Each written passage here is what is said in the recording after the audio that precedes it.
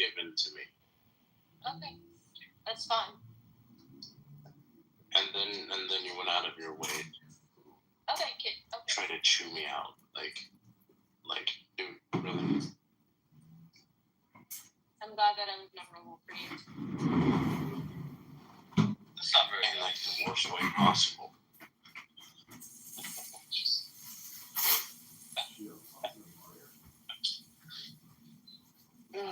Like he. Anyway, it's neither here nor there. That is the strength of men. We can brush it off. We move on and we stop dwelling in the past. He's dwelling in the past. I've already brushed it off. No, he's being cool about it. He's just talking. He's just saying it. As a matter of fact. Yeah. The thing is I don't sit here and dwell on it 24/7. Then why did you? I don't cry over it. Why did you keep messaging me? What? Okay, check the DMs. I blocked you on Telegram. There we go. For one. No, for one. I asked if you were okay. So. Okay, I want to move on from this conversation. This is where the selective memory seems to come in here. This conversation is making me uncomfortable because I don't remember the details.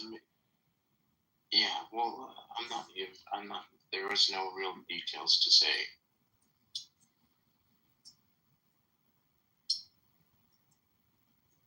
You said, Moms, there's really no moving forward. You can't take my challenge. That's a good analogy.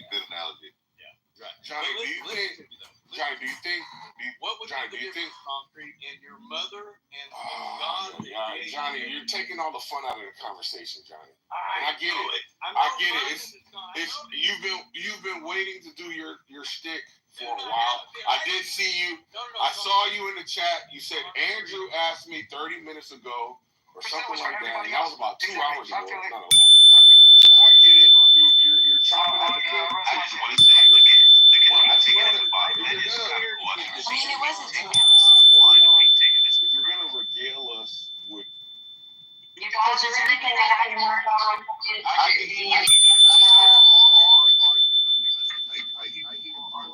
That noise is really like, what's it now? DJ, come on, bro. What the fuck is that? I just realized you guys have like. Come on, comedian. Come on.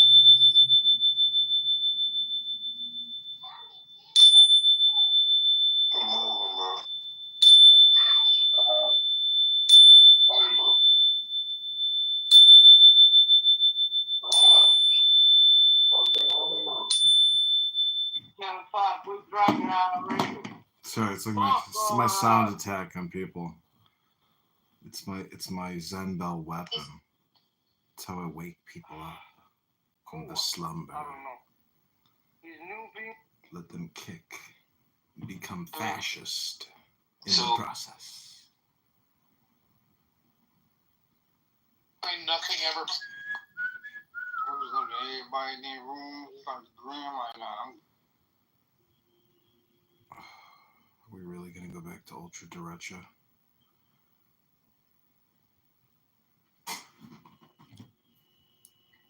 the zipper up, and you're like, listen, I can just go to the prom and we can deal with it later. Oh, I remember that scene. Yeah, like the guy literally wants to go to the prom with Mary.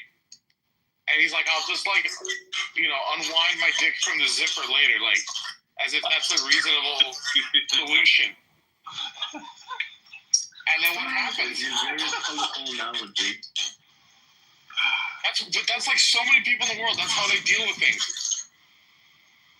I'm just saying, it escalates and it escalates, and then suddenly you find yourself in handcuffs, and you're like, how did I end up here? And it's like, well, because every time that we were going to resolve a problem, you said, no, I don't want to talk about it. Not now. I don't have time for this. Okay, well, it's like Simon says, you can avoid reality, but you can't avoid the consequences of reality. Yeah. Well, Hassan, I'm very sorry for anything that I said to you that was not justified. I don't remember all the things that I said to her, But she "Didn't say means that I'm the sorry." ones that were justified, she's not sorry for, bro. I mean, like, I mean, it is And what it is. Yeah, thank you. I'm not gonna be hypocritical on certain things because I'm a bit forgetful. Like, you know. All I remember you telling me is about the block sites and that I'm gonna end up in a block site. That's all I remember you telling me. Like, out of all the things I told you, What is the black the site? only thing. That's all I remember. Oh, we talked about this earlier. Never mind. I remember. Yeah, and like I remember you used to just bombard me with questions about religion. Mm-hmm. Like no, like I remember that. That was my first experience and interacting with you, and I didn't think much of it.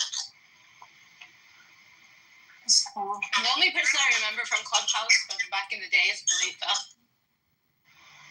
Do you ever remember somebody named Hattie? No, but Khalifa was just such a respectful man. Like, I follow him on Twitter and everything he says about Palestine, and I just respect him so much. Like I really, really have so much respect for him. He's probably one of the very only Muslims that I've met on this app that I actually think is a Muslim.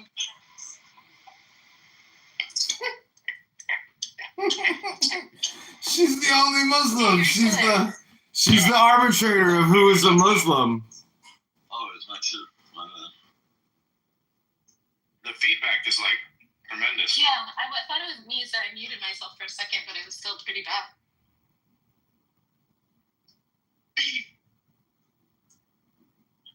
What's up, Nuna? I wasn't looking at my phone. I didn't know if it was still in the room. Oh. Is there feedback now? Testing 1, 2, 3. No. Very good. That's good. Diego, check my PTR. By the way, Diego, Lou defended me today against Randy. Like, he was such a gentleman. No, it has literally nothing to do with that. Just the principle. Said you were gonna let me I go. can't bro. stand Lou. He's so stupid. Yeah. So if I were to tell you, hey Johnny, I don't believe you have a boss unless you tell him to meet me at the bottom of the Grand Canyon on January 1st, which is to say, it's no different than saying produce your God right here, right now, right? Oh, it's extremely different. Oh, okay. So let me ask you this question real quick. My boss is a god. Hold on, bro. I'm just Would it- conversation, brother. I got you, bro. You were screaming when you were like over talked. No. I asked you to like let me go. You said you were gonna do it, and here we are, right? Yeah, well, So- it's a different. It's me and you. A while ago, I screamed because there was like 4 of you talking all at the same time. Wouldn't let me talk. That's why. But Johnny, you agreed that it would be unreasonable. Sir, you have to understand the Oh, nuance. gosh. Okay, go ahead, Concrete. Johnny, you agreed that it would be unreasonable and irrational for me to conclude that if you don't bring your boss to a specific location at a specific time, which will be here and now, that would be unreasonable for me to say that your boss doesn't exist, right? That would be foolish of me, right? Yeah, sure. Okay, all right. I'll go along with you. Yeah, but is your boss God? Answer that. Why would that be necessary? No. Yes or Why no? would that be necessary? God. I'm going on mute, guys. Because God can do whatever He wants. Your boss. Can he be manipulated upon my command? Have you ever heard? Can he be manipulated upon my command, Johnny? Have you ever? Can he be manipulated upon my command? If God can do whatever He wants, can God exist and not reveal Himself to you? Wait, now I've got somebody else talking. Johnny, Was somebody crashing out just a second ago? Concrete, was that you? Johnny, I have a question for you. Like this, I think you're not gonna get nothing else out of concrete. So Yo, Johnny, I got a question for you. Yes, If God can do anything, can God exist and not reveal Himself to you? Wait. Who asked me this and asked me again? God asked you. I heard you say that God can do anything. My question is, Oh, it's Nathan. Nathan, sorry. yeah, Go ahead, Nathan. if that's the case, can God exist and not reveal himself to you? Can God exist and not reveal? Of course he could. Okay. Is So that a how God? would I be able to show you God if God won't reveal himself to you? Because you're the one that says that God exists. I don't know how. That's your problem. I don't know how you'd be able to do it. So God bless people like the theists, right? The ones who believe in God. God has given them the ability. Listen. Yeah, I know. Well, okay, thank you for acknowledging that. Yeah, I get it. It's not my problem. So don't ask me how to do it. You're the one that. Listen, it's like like a person that's colorblind who's incapable of seeing like certain colors. That's the way you are with God. Yeah, So exactly God bless right. them. Yeah. Johnny. So God bless Listen people. to me. Johnny, hear me out, bro. Hear me out. Yeah, okay, but God have anything to do with Bless theists with this thing called common sense, bro. And a lot of atheists don't have it. Yeah. Right, we don't have any common sense. I'm the biggest Exactly. the planet ever knew. But listen, that doesn't help your dilemma. Your dilemma is I'm not in a dilemma. That's Lee. You're doing it again. Wait. Do I need to shout? Your dilemma is that you cannot produce your claim. Johnny said. And I don't give a shit about Johnny. Johnny, I'm going to tell you where this comes from. You have a bad relationship with your father, bro. That's why you want to submit to God. You're scared of authority. That's all it is right there, bro. But once again, Nathan, it's not about John. Keep talking. No. You think what that... it's about, brother, listen to me. What it's about is that Listen, you're going to get older, brother. What is And you're going to settle down. That childish way of thinking, like you're a spoiled baby, you got to sit, listen. Keep yelling. You're going to have to talk to God about all the shit you've done. Speak for you, the small print may yes or no is the Feliz Cinco de Mayo, Danny. Yo deseo una cerveza y una tequila para tú y tu padre y tu mamacita y tu hermano. Johnny, this is historically bad, man. This might be my last night, so I just want to record it. You've quitting Clownhouse? History is bad. Nathan, back Oh, on I have a colonoscopy Why tomorrow. is somebody else Not just talking? regularly Why is bad. Oh, I hope you have a good bowel movement in the morning. White night for Nathan. You know, there's No, atheists it's in gonna be here. alright. They're ashamed that you're. All night. You know that, right? All night long. There's one of All those atheists out there. Yeah, I know. All night. All night long. All night. Oh, I can't see God. All God doesn't night. exist. Give me one All argument. night why God long. doesn't exist. All night.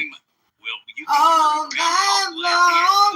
All night. Or I want Well, you to Nathan, can't follow simple directions, bro. That was 15, Nathan. You can I asked you for can an 50 years iPhone, old and God again. It's always the same thing with them, bro. Here we go. We got 20 people. It's either. Nathan, Oh. you can shift gears all you like. And I This will dog give you wants back me to stop beating my knee.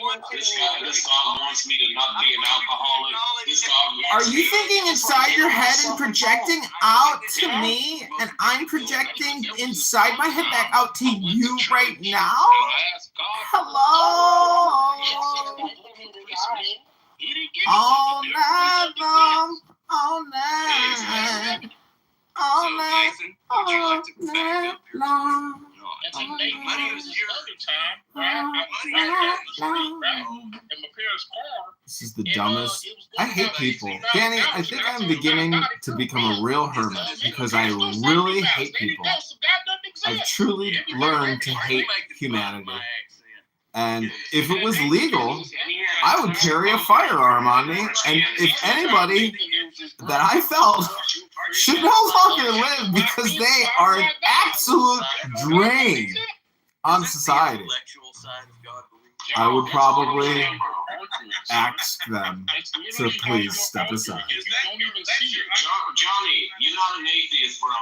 What you are is a lukewarm Christian. But this is how stupid you are. I didn't put out. No, let me don't be charitable. You're a backsliding Christian. That's all you are, bro. Somebody that made a Listen, decision. it's gonna be okay, bro. It's gonna be None of okay. you can back it up. A little Bible will clean up that damn terrible And life, you're bro. so mad that now you're down to making. You hear that, fun of my Nathan? accent. You hear it? You That's hear it, how, Nathan? that's how upset God you are damn it. that you can't produce your claim. How does it feel to know that your God's existence That's goddamn depends right, Johnny. upon how I'm gonna well give him you those, can Johnny. argue for it on social media?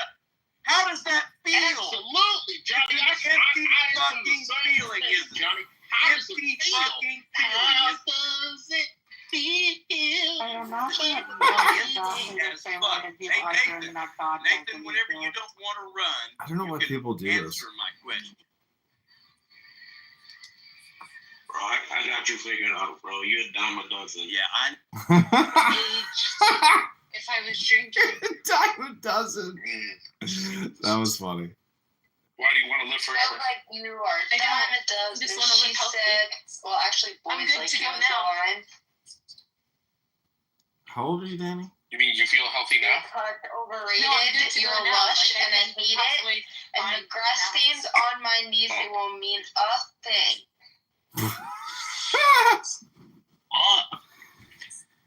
If He said, internet "Why do you comedy live ever forever?" becomes I a said, "I thing, don't. you're I'm gonna good be to go now." gold, Danny. Gold. That's just Taking Back Sunday. It's just a song lyric. I didn't write it. That's fair. I'm just saying you're like a character. Is that a danger to myself, Maybe you're not Diego? that funny, but you're a character. It doesn't sound like a It's nice not thing to funny. say. It sucks. I wish I was funny. I think you could be It's a funny, weird- it's but a you're weird- not it's a weird actually like. response, but I mean, it's honestly, you should try to be funny on context. Shabbos. Like, have a The good big time. glass of I wine, wanna smoke be a good. joint, come on here and do comedy, and it will be funny. That's Just roast those people. Does it have to be Shabbos? Like, is there like a special Jewish I was listening power to of Billy Joel Shabbos today. and comedy and like Well, Clubhouse or something? Yeah, you'll be breaking Shabbos protocols, so it'll be extra spicy. That was my grandpa. Oh, what's that about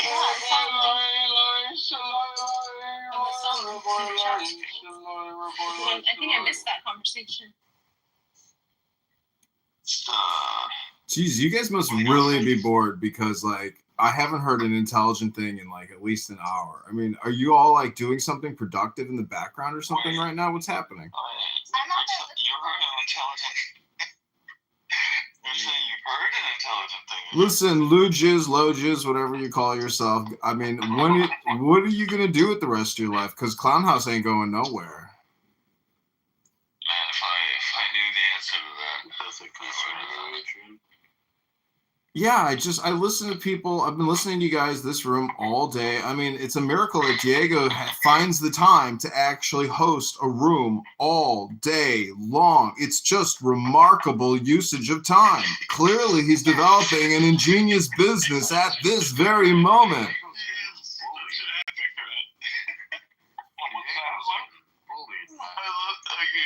I can't admire the fact that now we can say something like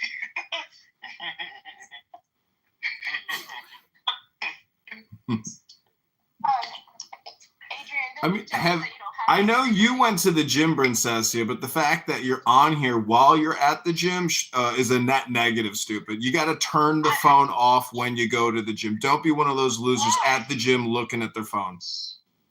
Okay, I'll tell you why not, because there's a song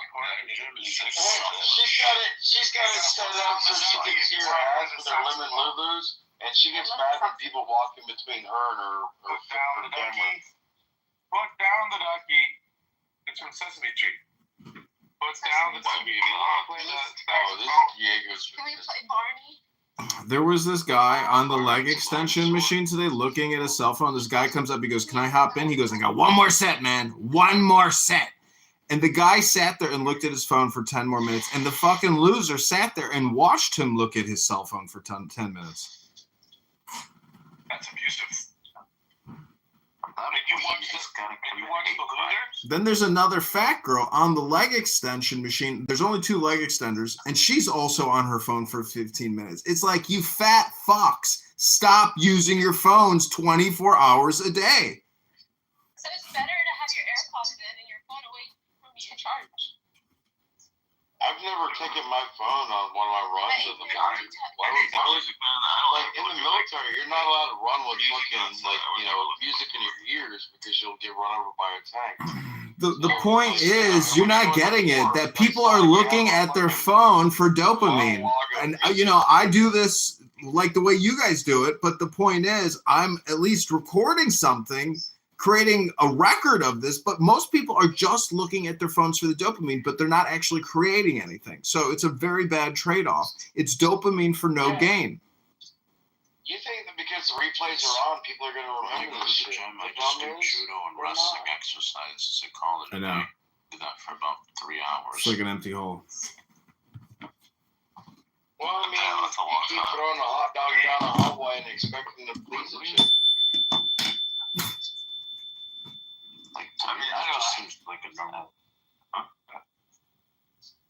would just lift, and if you're lifting for like 3 hours, that's like Lifting for 3 hours? Who lifts for 3 fucking hours? Who comes on Clown House 40 hours a fucking week? 80 hours a fucking week. Dude, on my best, I would squat 315. I could do it 8 times, no problem. Wow. But I would do 8, and then I would do 6, and then I would do 4. dang. This bitch said he's gonna do it for 3 hours. Motherfucker, I get that done in 10 minutes. That's why he's throwing the shots. He doesn't care. Did any of you even do an undergrad degree? Sadly. I didn't go to college. Well, you're a self-taught praxeologist. You should be teaching praxeology to the world. I don't know why you haven't packaged it up and started selling the system yet here on Clown House. You're here so much, you might as well start selling praxeology because it's a winning system for success, right? Duh.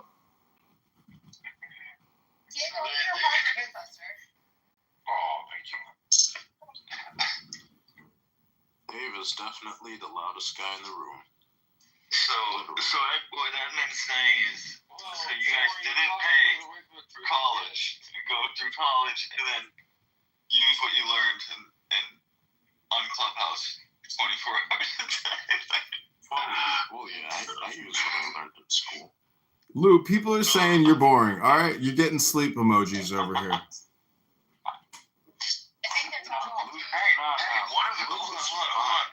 Hold on. One of the whatever account you lost on YouTube yesterday, one of the fucking I don't know what you would call them. They're not people, but one of the accounts, it posted in the live chat, and I was like, what the fuck is that? Because it was in a different language. And when I put that into a translator, it was literally saying it's OpenAI, yada yada yada. Yeah. So I wonder if that's what got No. This guy Longmont Potion Castle has filed multiple copyright claims against all my accounts, and that one got deleted. And it's you just got to let it go. It's like because you're not making any money from it. It's like, okay, oops, I guess I lost a couple years of recordings, but What is he?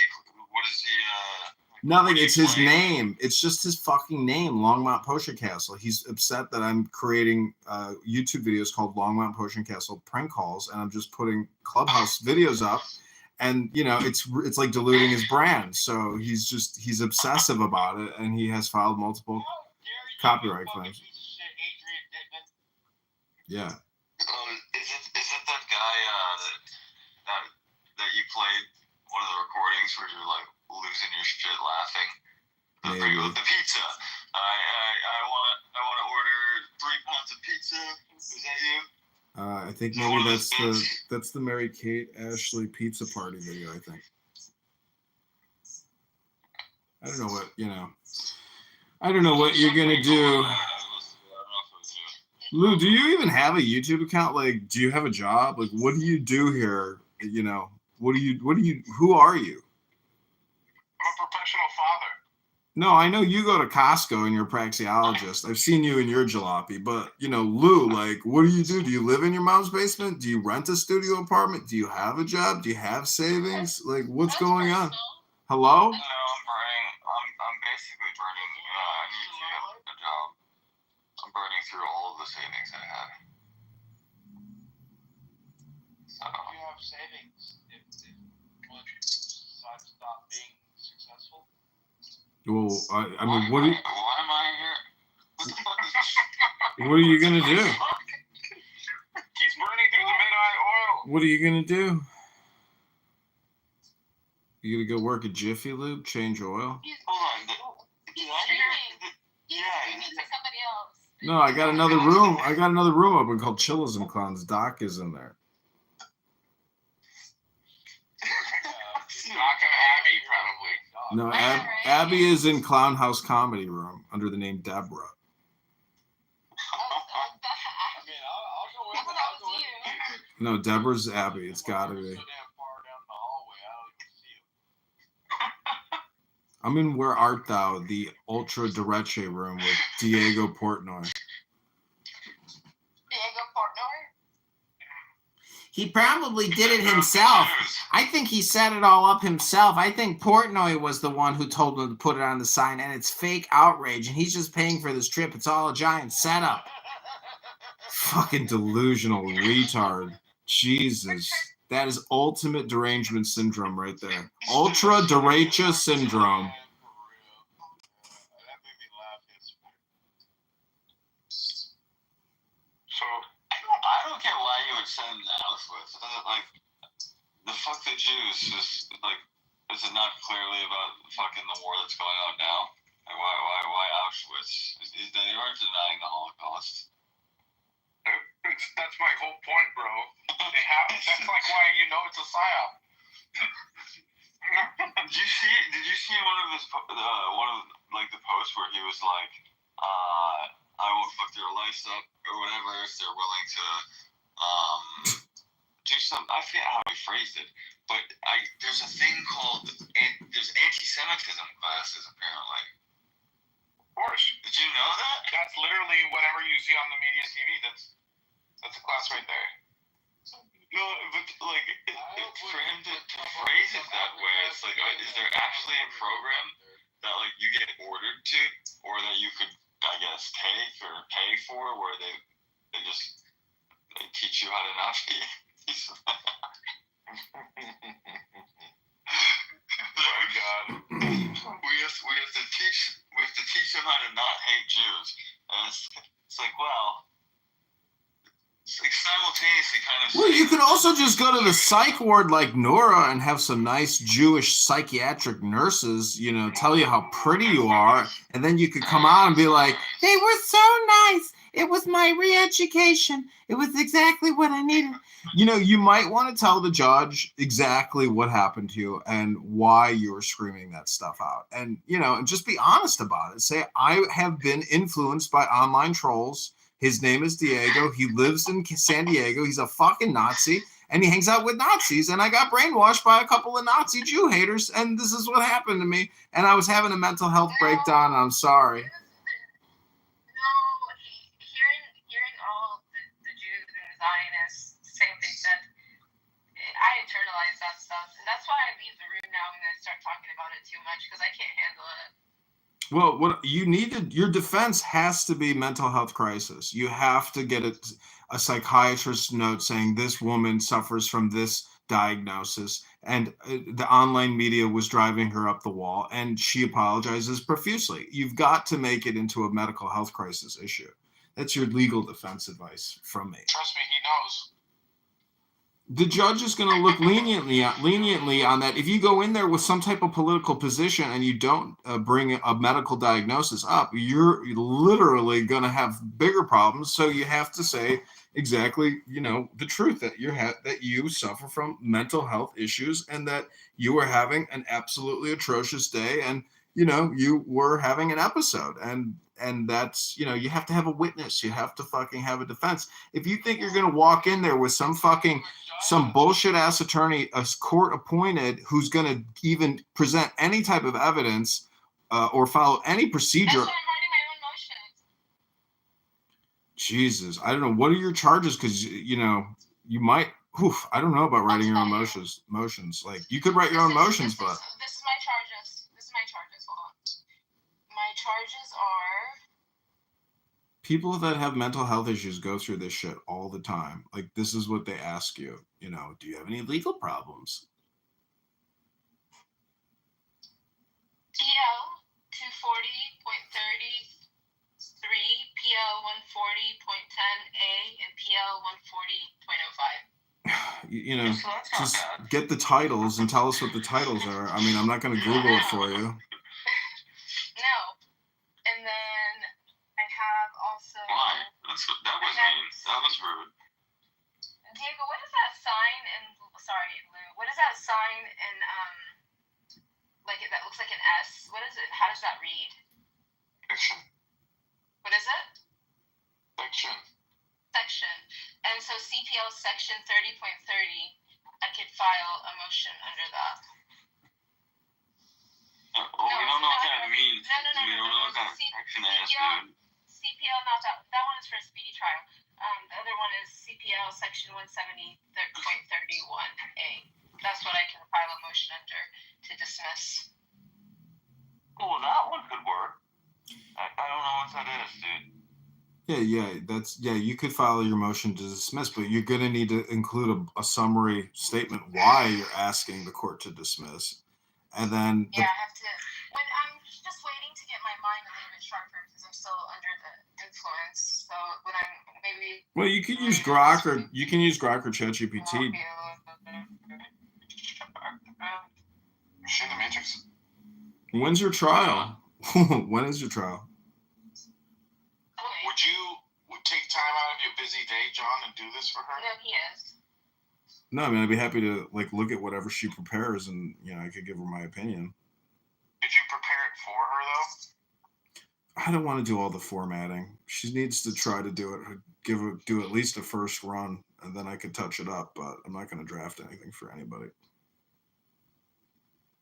I have enough drafting to do myself. Got enough work over here. Not going to take on somebody's pro bono case. I mean, I saw Grok. I think didn't they say that you can ask it to do legal formatting now? Yeah. Does it? Yeah, probably. That's for. You can also just draft something and then upload it. Yeah, attach the document and say draft this for legal like a legal submission. It doesn't the whole thing is it doesn't really matter if it's formatted perfectly. You just want to make it look good, but you want to fit in. But at the end of the day, you don't know how this is going to go. You need to have witnesses, and you need to have a conversation with your court-appointed attorney prior to the actual trial to discuss procedure and what you're anticipating. For Christ's sake, I don't know what those numbers are. You just walk in Yeah. with an attorney that you have no idea what they're really actually going to They're gonna wing it. Be fucking scared. They're gonna wing it on the moment, and maybe what if what if you request a jury trial? That's a $600 fee. I mean, you don't know. They might try to pin you against the ground and give you some type of deal or take what if you're actually facing jail time? I mean, do you have any idea how fucked up that would be? As opposed to some type of community service work or something? I mean, have you looked at what those numbers are in the Civil Procedure Code or whatever? Yeah. Then what are does it also tell you what the maximum punishment is? Yeah. What does it tell you the maximum punishment? One of them is 1 year prison, the other one 6 months. Yeah, see, this is where it's maybe you could negotiate prior to get some type of community service where you can actually pre-negotiate prior to trial. So this is where you would pay an attorney to try. What do you think these attorneys do? They negotiate settlements before everything goes to trial. It's an ACD. Why do you think that there's Jews running the whole thing, Lou? They love to haggle. Jews got nothing to do with Jews. She's probably going to have a black court-appointed attorney who's going to show up and say, "What did you do?" And then you're going to explain the story, and then it's going to be no preparation. Yeah, no preparation, no negotiation, no settle. Because you could try to get a settlement prior to this. Actually, in fact, you could even sue and a reverse sue. Basically, I mean, that's why it does pay to have an attorney who can actually file motions, file new lawsuits. Because you could technically sue and then you can get a better settlement if you sue. So it's Who am I suing? the city of New York. I mean, the psychiatric facility, the police officer, the Jewish guy, and I already said the psychiatric hospital statement. Anyways, because of the statement. because of the because they violated your privacy rights, there's all types of like ways to They did. fight back. How did they know that I was? How did they know I was in the hospital? That's the other thing. They were waiting for me right outside the. Like, how did they know I was there? Well, that's why, like, you know, if you're facing a 1.5 years in prison, like, you should be confident prior to court that like you're gonna You get. know how I know my name. It was violated because my name was not Nura Shadash. It was Nura Bandura. Listen, I don't know what to tell you. Like, these things don't mean shit, but like, if you don't have a criminal defense attorney, like, I don't know, why don't you, if you can get $5,000 together, why don't you like try to hire yourself a professional criminal defense attorney? John, your people are getting really sloppy and setting people up. Like, you guys are fucking up on simple things. I hate to tell you this, but you're so stupid and delusional. She's like facing actual jail time, and you're making a joke out of it. Get the hell out of here with that. Don't be scared, my girl. Don't be scared, my girl. Like, I hate to tell you this, but, you know, I don't know. You're a praxeologist, maybe a chiropractor, maybe an economist, but, like, you're no fucking paralegal even, apparently. You're the shittiest paralegal I've ever heard of. I mean, if I was going to court and I had a year and a half possible maximum sentence, like, I would have this whole thing completely solved before I even walked into that fucking court. You're running a big risk by not figuring this out prior to the trial. It's my I opinion. know that's what the attorney that I called told me. He said that because I was like, can I wait until after June 10th? Because that's when my court is. But we'll see. Look, dude, I don't have any experience in this, but I have an instinct. And my instinct tells me, you know, if John is correct about that, you're just going to get some black guy that's going to come and say, what did you do? Why don't you just, like, you know, tone it down for the attorney and just be like, yeah, I yelled at some guy and they kicked me out of a building. Okay. And he's like, that's it? And you're like, yeah, basically. Is there anything you're not telling me? What do you want to know? Did you do your fucking research, bitch? Yeah, she watched the video. It's a female, but she watched the video. And she said that it was clear that he was instigating you. That's where I got that from. Oh, there you go. Okay, so that sounds good. John, it's not as bad as you think, man. You're trying to scare her and shit. But is it different? Typical Jewish tactics. How is it? Well, it depends what she's being charged with. I forget what it is. Bro, John just wants her to, like, he wants her to plead to something that she isn't even gonna, like, I don't think end up getting. I think he's being genuine. Maybe that's not the right advice. No, you should be able to negotiate a settlement where you volunteer so many hours for community service. And actually, I would be proactive about it. I would probably like find a rabbi or some type of Jewish charity and say, listen, I made a big mistake and I got a legal problem. And I want to make a mitzvah and a tzedakah, and I want to volunteer my time prior to the sentence so I can submit an affidavit to the judge saying that I've been proactive about trying to heal the divide in the community. John, wait, hold on. I'm a politician. This is how you have to create content to justify and to get yourself out of trouble. John, what do they call friends of the court that write letters to the court? Amicus brief? I don't know, but I know what you're talking about because I've seen it before. Yeah. Can you literally? Why don't you just write an amicus brief and say, I'm part Jewish. He's my girlfriend. He's not, like, she doesn't mean these things. It's all gravy. Are you projecting? I'm part Jewish. Sounds to me like you're projecting. Identifiable with my. You may have missed the part there where I said you'd be proactive about trying to like volunteer time and saying you made a big mistake and a faux pas, and you want to like help the Jewish community and make amends and say, I'm sincerely sorry and I'm a peaceful person. I'm nonviolent and I was having a bipolar manic episode. I was under a lot of stress. You're going to have to like know what to say. If you just go in there with your stupid, typical bullshit and you don't rehearse yourself, like you're going to maybe go to jail. I'm not trying to scare you. I'm telling you to try to be more proactive and take more action now. You know how busy those jails are? Why would they want Nura in there? it's 2025, and you know, Trump is the president, and I don't know who controls or who she's going to face, but you don't know. Like, it's possible that a prosecutor just meets with you prior and says, "Listen, I'm willing to, like, you know, waive the charges." Make an example of me.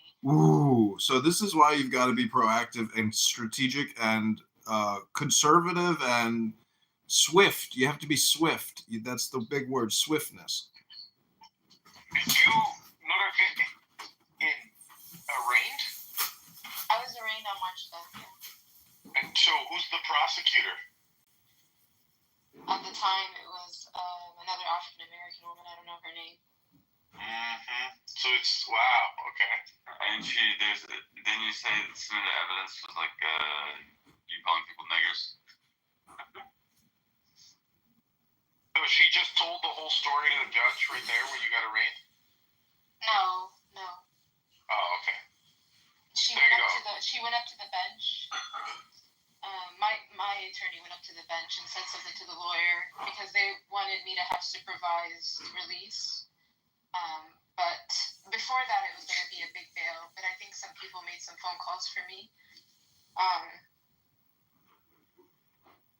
don't know. Because the charges by the NYPD were much bigger than what the ADA or the DA gave me.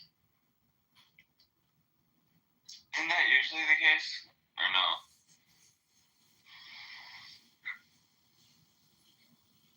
I don't know.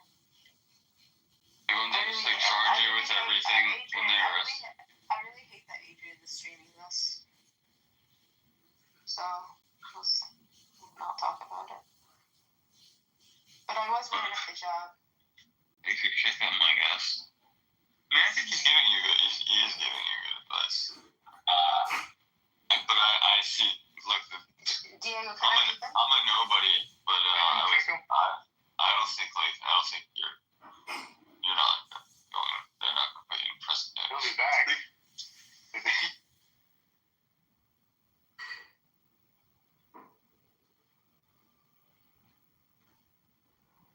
God damn. I think somebody else opened up a room. I just didn't think y'all did it. What? Yeah, what the fuck, bro? What's up, bro? This shit. Y'all niggas. Oh, look, bro. I think there's another room, though. That was weird, but alright, everybody's back.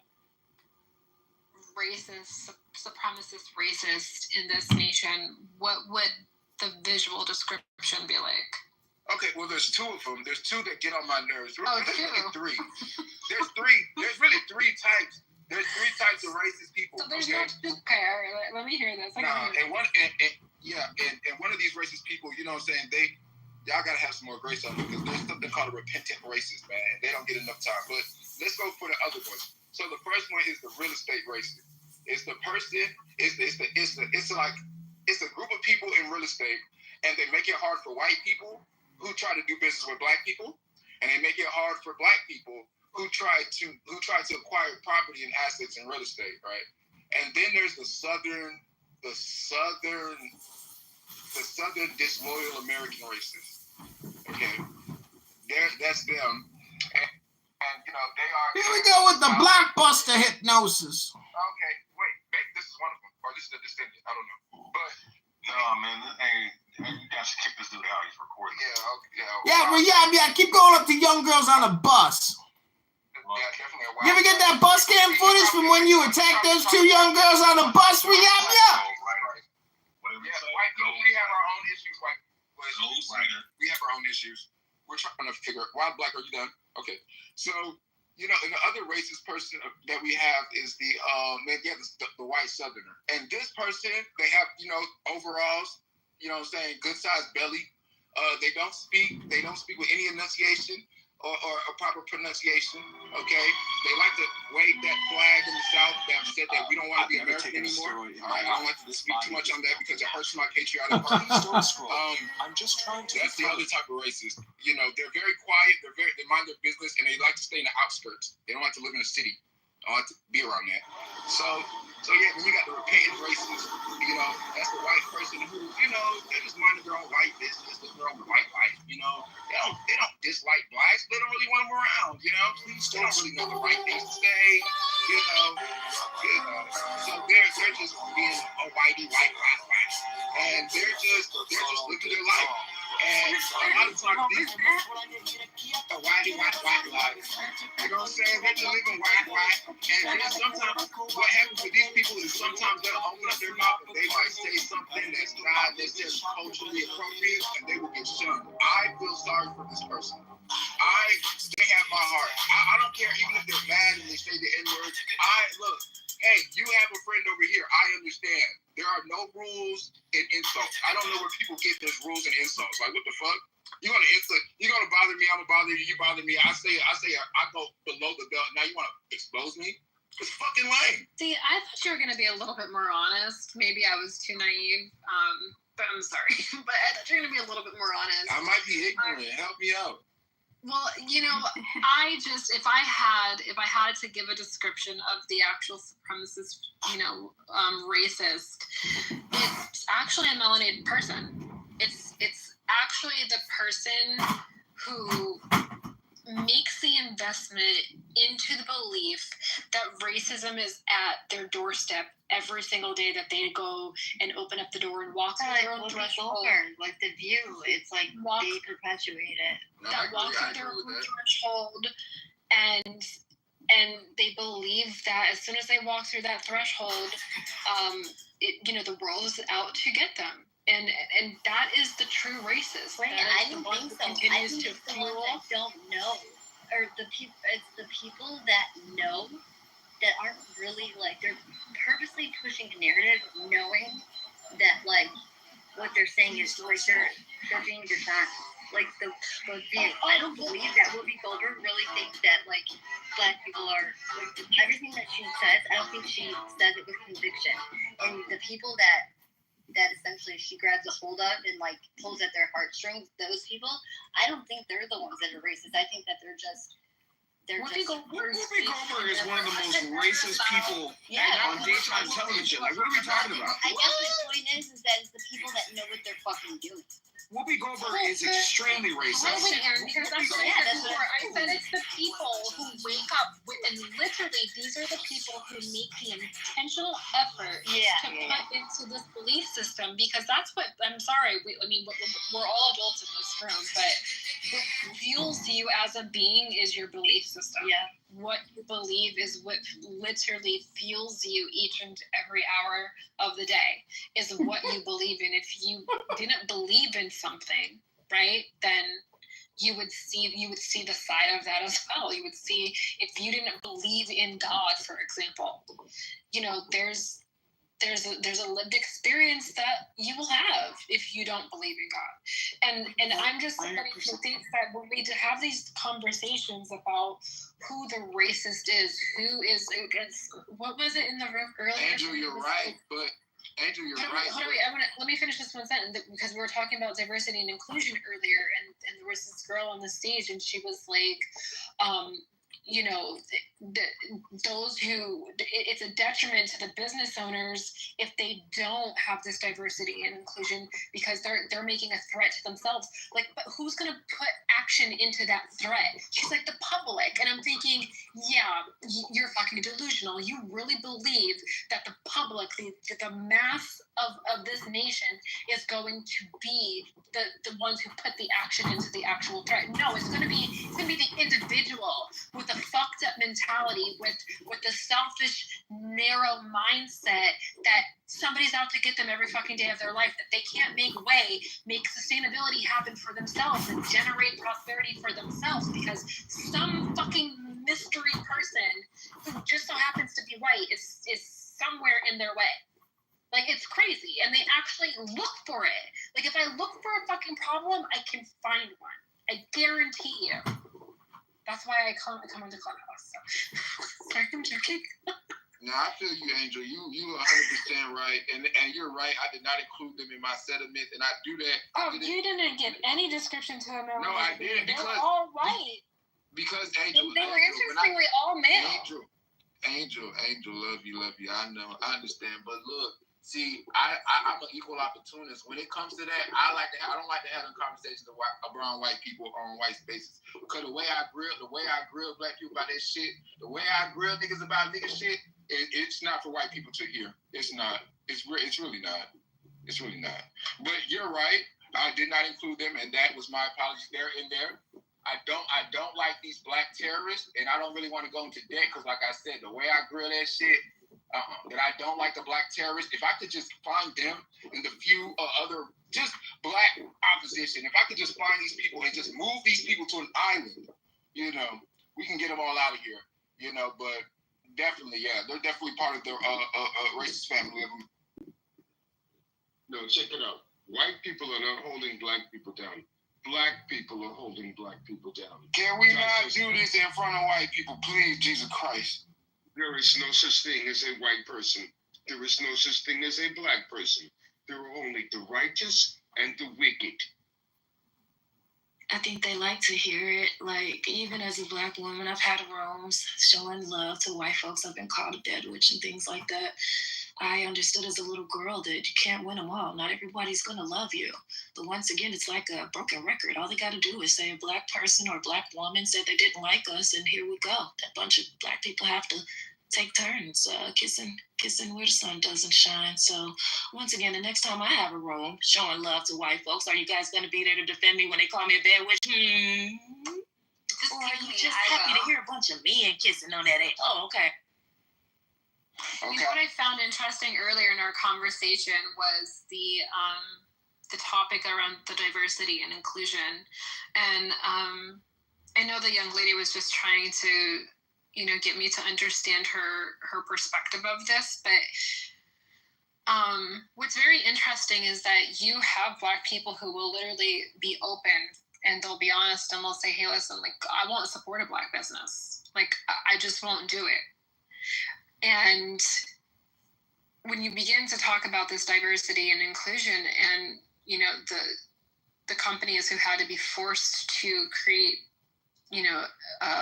or structure this in their businesses, you begin to have this a little bit more of a gazed lens per se in regards to, well, how does this make sense, right? Like, why didn't diversity and inclusion be solely for black business owners? Like, why wasn't it just an element that was promoted specifically for and only black businesses? Like, create diversity and inclusion within your own community and elevate it to its truth, because the truth of the matter is that there are such injustices, there are such prejudices, and there are such biases that reside within the community that literally creates the actual detriment that many fall victim to, regardless of where they're starting off, whether it's coming from a D-zone real estate area or they're coming from an A-zone real estate area. It doesn't matter. It was funny that Big Rex, you were like, oh, the first one is this, this real estate racist, right? Well, we all know that real estate really is kind of the foundation of wealth for this nation, right? Like, that's where people took all their money, right? Is into their real estate and their assets, let's just to say. But there's this conversation that's not had about, what it means to be diverse and included within the community. That is only portrayed on something that belongs into. What is all this babbling, Angel? What are you even talking about anymore? This is just like rambling. Can I add something real quick, man? I'm gonna be real with y'all. I can tell that most of y'all don't really interact with black people in real life. Number one, man, black folks ain't really thinking about y'all like that. That's number one. Clubhouse is a world within a world, man. Y'all know that this shit don't really exist in the outdoors, man. It's a lot of things that, when you live in certain environments that you're dealing with, you're not thinking about no motherfucking white people because you don't even see white people. That's number one. When it came to black businesses, I would ask how many of y'all venture into a predominantly black area in your city and go shop at a black business. Like, I don't have to think about shopping in black businesses because that's just what it is. Like, I don't have to think about it. I don't have to force myself to go say, let me go shop at a black business. Like, I'm around black people. I know black people of all walks of life. I know that there's some shit that's going on that, that's harmful. Like, I ain't gonna try to spend that shit no kind of way. I know it's shit that's harmful going on. But I also know that the people who speak on our community, especially on this app, it's like, man, I'm hearing the things that y'all saying, and I'm like, man, it's clear that y'all aren't there. Like, it's clear y'all aren't moving through there. Because if I start making some gross assumptions about, like, let's quote unquote the white suburbs or whatnot that I don't live in, I don't have an experience out there. I don't know what y'all be doing. I don't care to know what y'all be doing because I don't. Well, some people go to Kenny Rogers Chicken, some people go to Chick-fil-A. What's the difference? Chicken's chicken. So it's like, it's just these weird conversations. I will say this though, and I'm gonna land. Cane's chicken is Cane's chicken. I'm gonna land on this. Clubhouse has made me realize that black Americans and white Americans got way more in common than we realize. We're all narrow-minded as Americans. Like, in our worldview, we tend to think that our world is the only thing that matters because we've all been fed a, idea of American exceptionalism. So it is what it is. But, like, we not that much different. I do think that if I have an issue with white people, it's more so, like, not realizing. Don't forget, Colin Powell was black and he did 9/11. Why y'all even got him on the stage?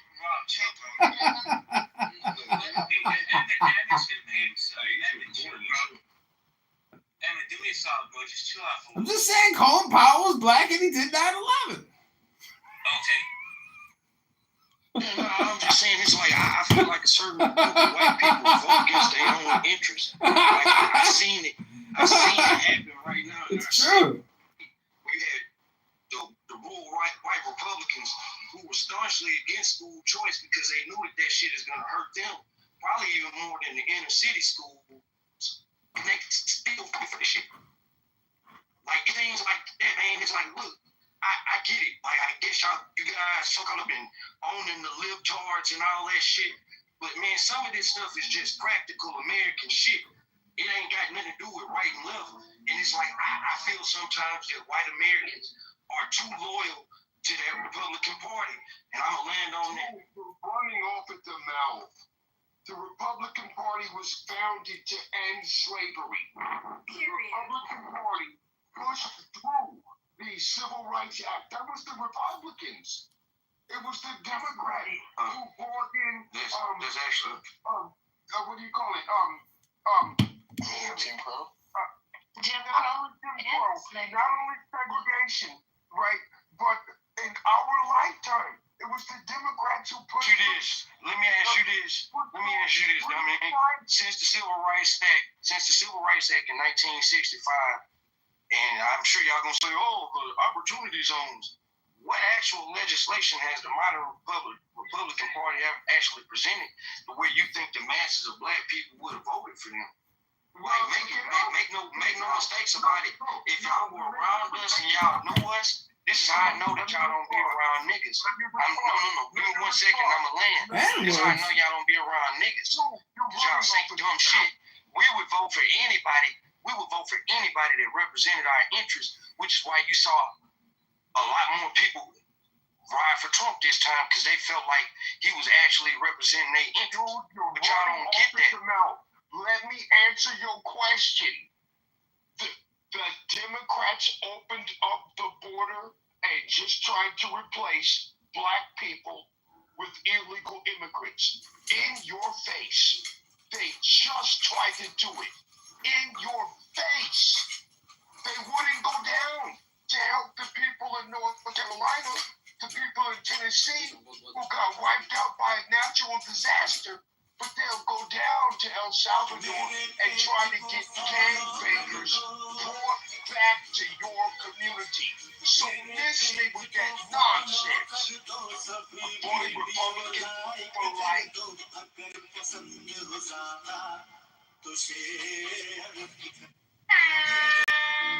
Yeah, I'm really upset about it. I feel hoodwinked and bamboozled, even though I wasn't there in the 60s, but I realized that that's when they ushered a bunch of black folks over to the Blue Party. That's, unfortunate. That's not even true. The black switch to the Democratic Party actually came after World War II, with FDR and the fucking New Deal. Well, let me ask you something. That's what I'm saying, man. Read a book. Let me ask you Read a book. You read a book. My great-grandfather got the GI Bill. He was a Republican. And my great-grandmother informed our family that black folks were known to be conservative and known to be Republican from the jump. So let me ask you something. You mentioned the switch started in World War II. It started with Franklin Delano Roosevelt. That's fair enough. Well, that's fair enough that that's probably when it first started, but it really, switched over in the mid-60s, to be fair. So I can agree with that. But you mentioned yourself about what did the Republican Party have to offer black folks? What were they doing for black folks? And my great-grandparents told me that was what the problem was. You're just supposed to contribute to your society. You're not supposed to ask what your country can do for you. You're supposed to ask what you can do for them. So it's a mentality that changed. Yes, ma'am, it's a mentality that changed. And I hope that my demographic and my generation can help change it back. One of the most interesting geographical places on Earth is the Dead Sea. Located in the Jordan Valley and bordered Let's be clear about something. Just because we are Rob, I just had two questions. One is you mentioned that school choice we were voting against our own benefit, or I forget how you phrase it. Why do you think it might be negative for us white people? And secondly, I'm just thinking out loud here, but historically weren't black people kind of anti-federal government? Like, weren't they questioning? They didn't trust the federal government. So, why do they keep voting for this big government party? Why wouldn't they want more local power? All right, so I guess I answer for one I just heard last. Well, first, the school choice thing, in terms, I'm talking about rural white Americans. Why that's that's harmful to the rural communities is because it's a fact that this money is going to be coming out of school budgets. So if it's being pulled from this money that's in the state that allocates it across the districts, that means certain districts are going to lose money. This also says that, and I'm speaking, hold on, just listen, in the state of Texas, they're only going to be allowed up to $10,000 for their actual voucher. Most private schools are far more than $10,000. So who is this going to benefit more? This is probably going to benefit people who have money already and probably just need that extra boost. You have to think about the travel. I don't know if you've ever been through Texas. This is a big ass state. I'm in Houston. My family from Northeast Texas. That's a 5.5-hour drive just to get up to see my family in Northeast Texas. So that's number one on that. Second thing, what did you just refresh my memory? Can I say something, Holly? Sure. To that? I just want to say, so you've only highlighted one benefit of that, but wouldn't it also be considered a benefit that the community who is, I don't want to say at the lower spectrum of this, but the community who's not receiving most of the funds, wouldn't that be like an essential highlight? Oh wow, look, we have so many kids in this district who actually are at a deficit of this amount in order to make this equal to the other districts that are receiving these funds. You get a benefit on knowing how far you got to catch up. So that means people within that community, that district, they need to probably do a little bit more. maybe show a little bit more initiative, maybe do some things like philanthropy and volunteering and showing up for the community, right? Hey, do you know how schools are funded? Do you know how schools are funded? Yeah, that's what you're not Do you know how schools are funded? Guys, we have 5 people talking at the same time. I'm giving it back to Holly because I did take the mic. So I was just trying to explain that what he was talking about when you have sending districts, and you have let's say you have a regional high school, and you live in a town that is a smaller town that does not have a high school. So now you're paying per student to send your community's students to that regional high school, and you have to tax. You have it comes out of your property taxes. I mean, it matters what state you're in as to how the taxing system is, but it can be incredibly burdensome on an area that doesn't have the high school, that has no choice but to send to the regional.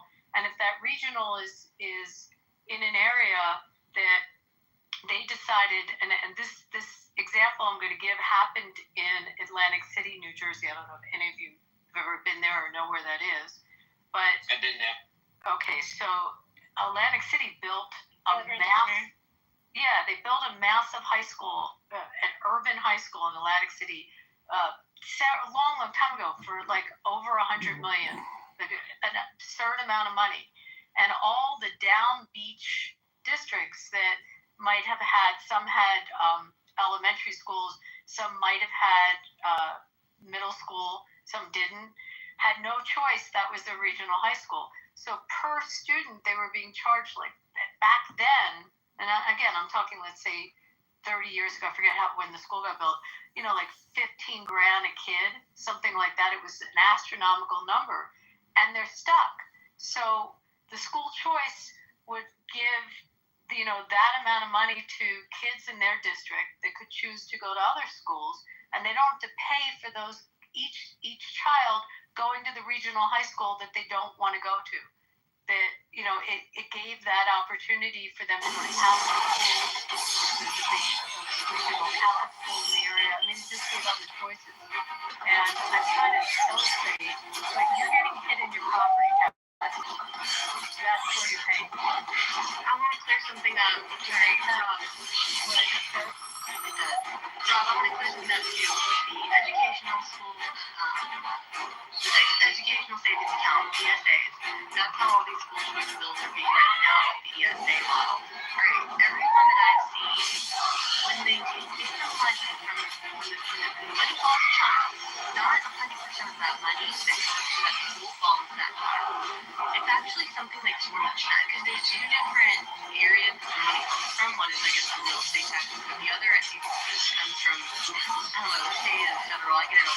There's 2 different areas, right? And so what I'm saying to you is, actually, it would be a benefit to the poor whites, because that's what you were referring to, in the country, in the rural areas, because you actually have people who would now have more money per capita. Because, again, not 100%, it's all in child, it's like 40%. Okay, so that's number one. So they would actually have more money per capita per head. Now, number 2, $10,000 a year for a rural private school, that sounds really high. I was in rural Georgia, and my sister went to a private school, and it is reasonably priced private school, but still, I think I pay, I have 2 boys there, I pay $1,200 a month for 2 of them. So $10,000 a year for 1 kid in a rural private school, that's way high. Well, you say that actually are telling me there are a lot of private schools in rural Texas, and that's from east, south, west, north, around Texas. The bulk of the private schools. You're Catholic? You must have Catholic schools, no? You gotta drive. No, we do have Catholic schools. We do have Catholic schools, but I'll include, let's include Catholic schools with private schools, just for the sake of this conversation. The bulk of them are going to be, bulk of them are in Houston, Dallas, and Austin. I'm sorry to interrupt you, but would actual black parents feel comfortable with sending their children to Catholic schools or private? Are these private schools, private institutions? Yes. They have. Yes, No, and yes. it happens. And girl. And even if $10,000 wasn't enough to cover, Rob, who are you to say to, the family, the Johnson family, oh, sorry, we're not gonna pass this bill because 10,000 really isn't enough to cover. So try again next time. It only benefits their. I mean, who are you to say to your family that we're gonna bridge the gap? In this bill, again, let's say this: in this bill, is nothing that says that these private schools have to take you. That's number one. True. Number two, in the assertion you say, who am I to say? And I'll say, who are you to tell me that you have the right to tell us where our tax dollars go? We don't do that in any other thing. We don't get to dictate. I don't get to dictate the percentage of my tax dollars that goes to the fucking military. I don't want my tax dollars paying for drones killing people across the motherfucking world. But I don't have a say so in that. So who are you to say? No. I'm not making the argument for school choice. I'm not making the choice. Hey, brother, no, I vote very much. I vote very much. You have a voice if you vote. No, check it out. People tend to go post again, but that's okay. Brother, you sound like you on some type of drug or something, man. You sound stupid. So, let me be clear. I'm not even talking to you. Let's not do I'm not even talking to you. Let's stay on the topic and have that conversation, because she's absolutely right. If you vote, then you have a voice. So you literally said that you don't have a voice, like you don't get to have that sort of. Who said I don't have a voice? When did I say that? Okay, I'm sorry, I'm misunderstanding then. Let me close my mic. Are we all misunderstanding? I could have sworn you just said. You ain't going nothing. Wait a second, Rob. I met you. What part of Houston you in? I have a place in the Woodlands. I'm in Southwest Houston. Okay. And you're saying the part of Southwest Houston you're in doesn't have many choices for private schools? I'm trying to get clarity. Excuse me? Can you hear me? This isn't like the school complaint hotline. I mean, are there bigger issues you want to talk about? But this is what y'all want to continue. This is what I couldn't hear what you said, JB. It's like the school complaint hotline. Okay, because Houston is one of the largest cities in America. I have a place down in Houston. And I'm curious about what he's trying to say, because I have family that goes to school down there, and the school system down there, I think it's fantastic. But what do I? Well, it depends on like if your family in the Woodlands, they're not gonna have no concerns. Let me just keep it a bean with you. Like it's certain areas in HISD that you're not gonna have a concern, like depending on where you at, because the actual property taxes are higher in that area. They have money coming in those areas that can offset any funding issues maybe that come from the state or the federal government. So make no mistake about it, it's a lot of people that are very happy with our school system and who have a big problem with this, and it's from a lot of districts like the Woodlands, Cy-Fair, Katy, things like that, because we already have a form of school choice. It's not a voucher system, but I can take my son to any school I want to, provided I can get him there. I can take my daughters to any school I want to in any district, provided I can get them there. But they have school buses. So it's not like you have a choice. School choice is already in existence. It's the voucher system that people are really at debate about. And in our city, in Dallas, Austin, it's been very much. People are staunchly against school voucher system. It was a crazy thing in the Texas legislature last year, where the blue Republican and the blue Democrats from the cities was lock and step with the rural Republicans from North Texas, West Texas, East Texas, South Texas. You know why that is? They were locked. I'll tell you exactly why that is, Rob. It's because those Republicans, I would be willing to bet, the ones who voted no, they come from districts where they're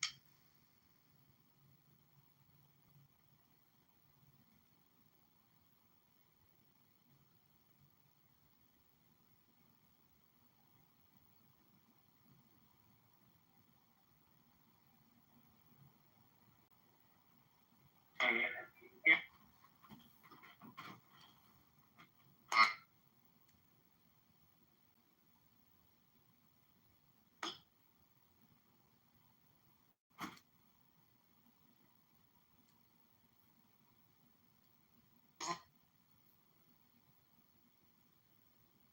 reading the inbox here.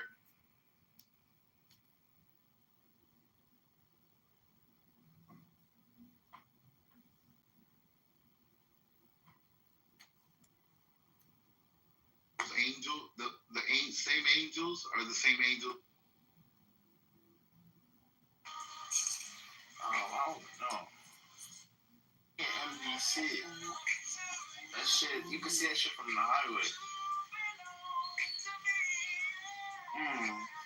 It's a federal building in Sunset Park. Are you? You're kidding me? All theists all recognize that Hitchens is one of the most eloquent, he's funny. He's funny, but he must have well-spoken his philosophical well-spoken advocates for reason. Yeah. So, did you watch him and William Lane Craig have their discussion? Yeah, and you know what? He tore William Lane Craig up, but I know none of you are going to agree with that because William Lane Craig loses unless God shows up. Every theist loses unless God shows up at the end of it. Just relax. So anyway, that's I wanted to you guys want to shift the combo somewhere? No, Johnny, I'll join in with you. Johnny's got a lot of hard bark on him. Johnny's an old man. Johnny's got I like the hard grandkids. bark. It's good. Johnny has held dead people in his deciduous arms. also. Johnny does a lot of things. Apologizing and saying that basically Fair enough. Isn't that weird? Fair enough, Johnny. Johnny, I want you to meet somebody. I want you to meet somebody. Yeah, let me meet somebody. Don't go nowhere now. Enoch, are you there, my brother? Enoch. Like you said, trying to appease their voter base. Where's this going, Rob? How much longer are you gonna complain, Rob? What are you gonna do? Read a book to your kids tonight? What are you gonna do? You gonna run for office? What are you gonna do about it? I'm gonna bring it to your trailer park. That's what I'm gonna do. Well, maybe you should try to run for office and then spread the money around, or try to come up with some other type of solution. I don't understand. You guys are just like talking about nothing, complaining and shit, just like usual. You're on the same talking app with us complaining about it, man. So No, I'm complaining about your complaining, and Rayabia apparently is a very good gangbanger shooter or some shit.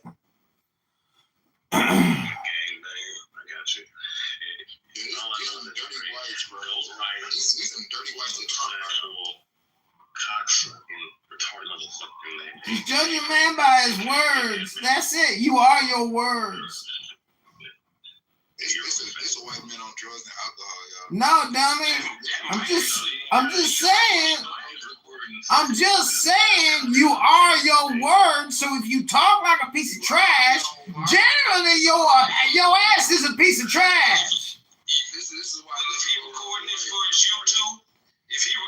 for his YouTube, y'all gonna scream Rob Gillette music. Yeah, I'll send you your royalties when YouTube starts cutting me a check. Stream some Rob Gillette music. If you in Houston, Texas, come check out Soul Fried Rice. If you recording me, come check out Soul Fried Rice in Houston, best fried rice in the city. Stream Rob Gillette music. You feel me? I do consent to being recorded as long as I'm letting you know that you need to go check me out too. And if you recording me, you know what I'm saying, and you down with this comedy dude, I ain't gonna even say that, man. I'm about to tell you to do something you probably shouldn't do. Funny about this. Oh no, this is how I'm operating moving forward. When I feel like somebody recording me on Clubhouse, I'm gonna go ahead and make sure they know that they can stream Rob Gillette music on any platform. Wherever you listen to music, I'm there. And if you're in Houston, Texas, look up Soul Fried Rice, the best fried rice in the city. And yeah, that's what I'm with. Okay, we're on recording. Are we getting paid? Well, shit, I don't know. Somebody, that comedy dude, this fool named Edmonds, the comedy Republican moron. Right here. Connie, are you giving out some cuts? Yeah, I'm sending out royalty checks with some steamed fried rice and some, all the good toppings, cornbread, of course. And I eat kosher. And you make a nice platter for me too, but can you put a little bit of cash on top of it? You Jewish? I didn't know you was Jewish, girl. Send you a kosher plate. We burn no shalom. I live about 10 minutes from the Jewish community. So I can definitely make you some kosher fried rice. I acquiesce to whatever you need. Oh, he ain't on the stage no more, so he ain't recording. I'm gonna start promoting my Don't videos. give my money back to the goo. Don't do that. No, he's recording. He just likes to get dropped up and down because that's his stick on this thing. He got nothing better to do. Make sure. Yeah, it's a big waste of time. Might as well have a little fun. At least a stack. Thank you. My birthday's today. I didn't know you was Jewish, girl. Geh kachelichtig in dein Eugen. Foster. Wait, what kind of white is this?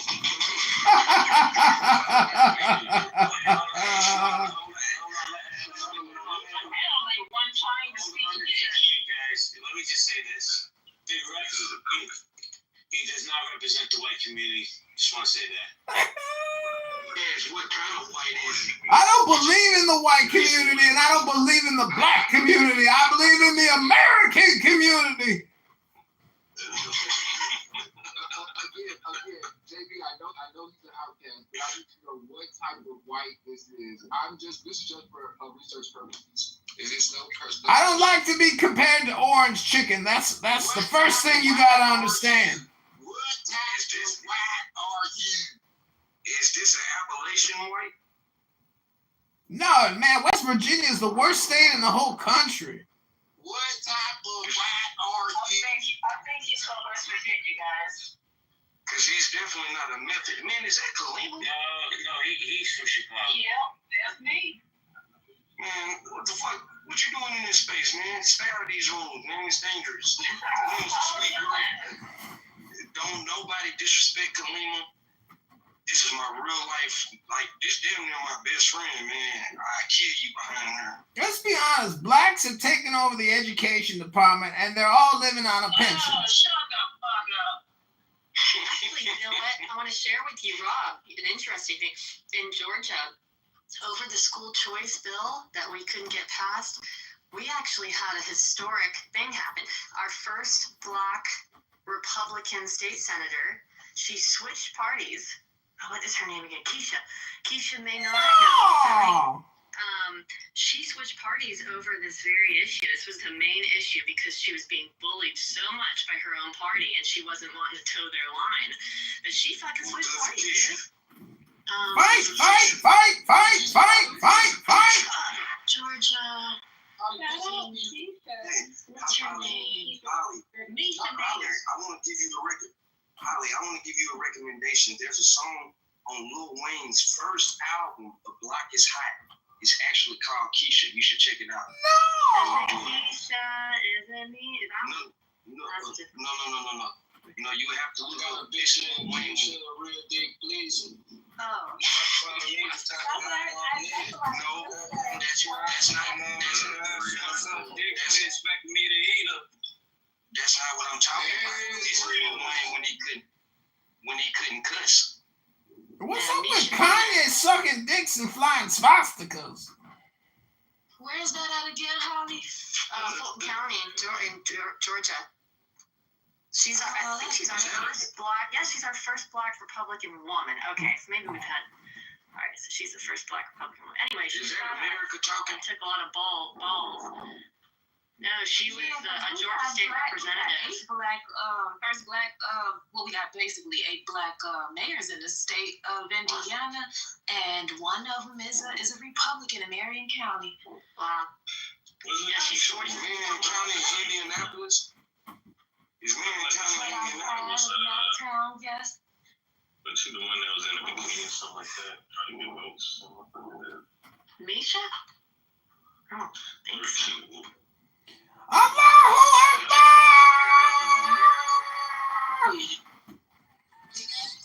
I boomed the fucking room. I boomed that motherfucker.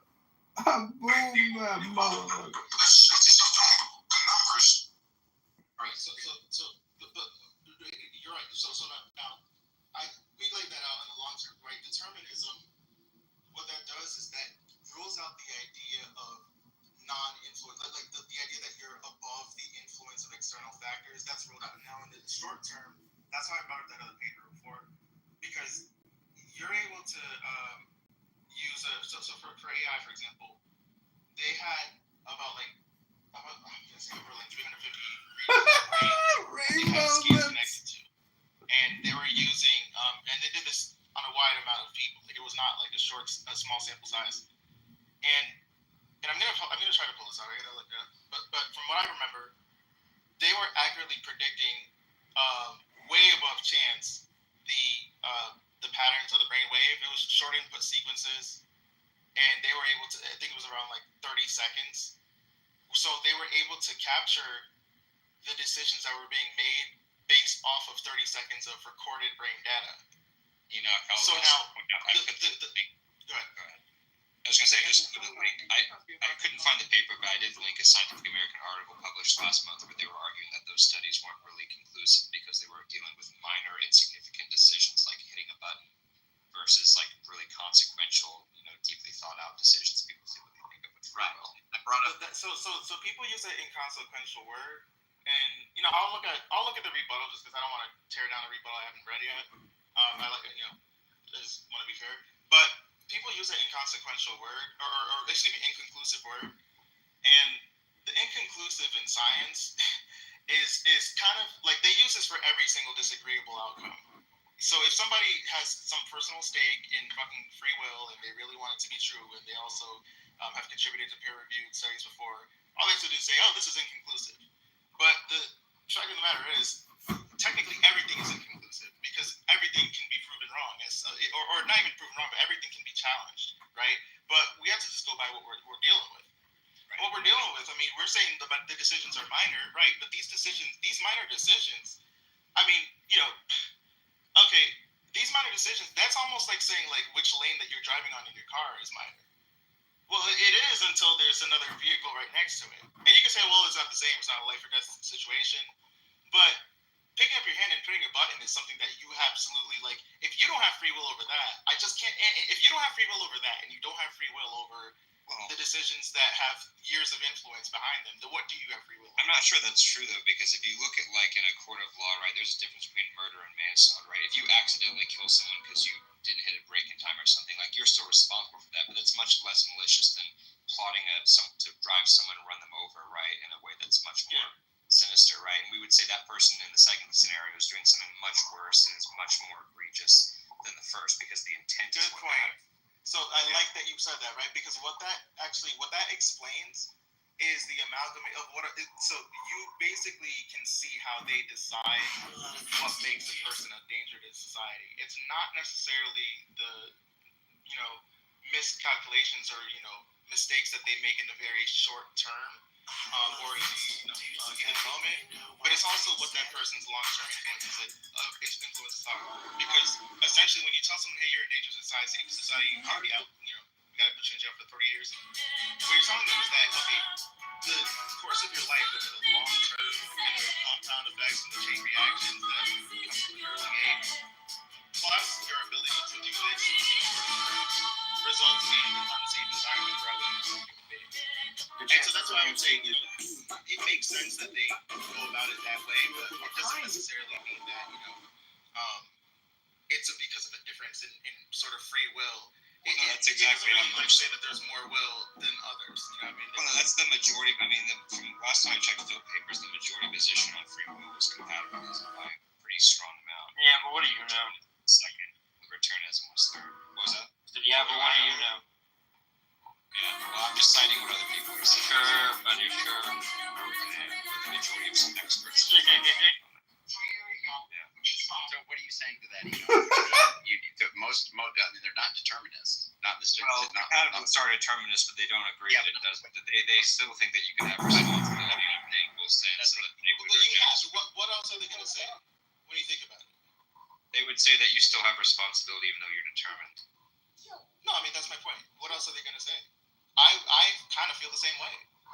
Even if you don't, anybody who doesn't believe in free will, like you can not believe in free will, and if you decide that therefore nobody should be held accountable to anything, then it goes against evolution. Go ahead. A compatibilist is someone who believes that free will is compatible with determinism, which seems to be something that you're excluding. Well, the thing is, right, free will being compatible to determinism, you have to try to make those puzzle pieces fit. And they just say, well, yeah, but still, because like people like to use the whole "but yeah" argument, where they start saying "but yeah," and then they don't necessarily explain how the, So if you want to go into like, well, the point is though, you can be held accountable to decisions that you don't have control over, then.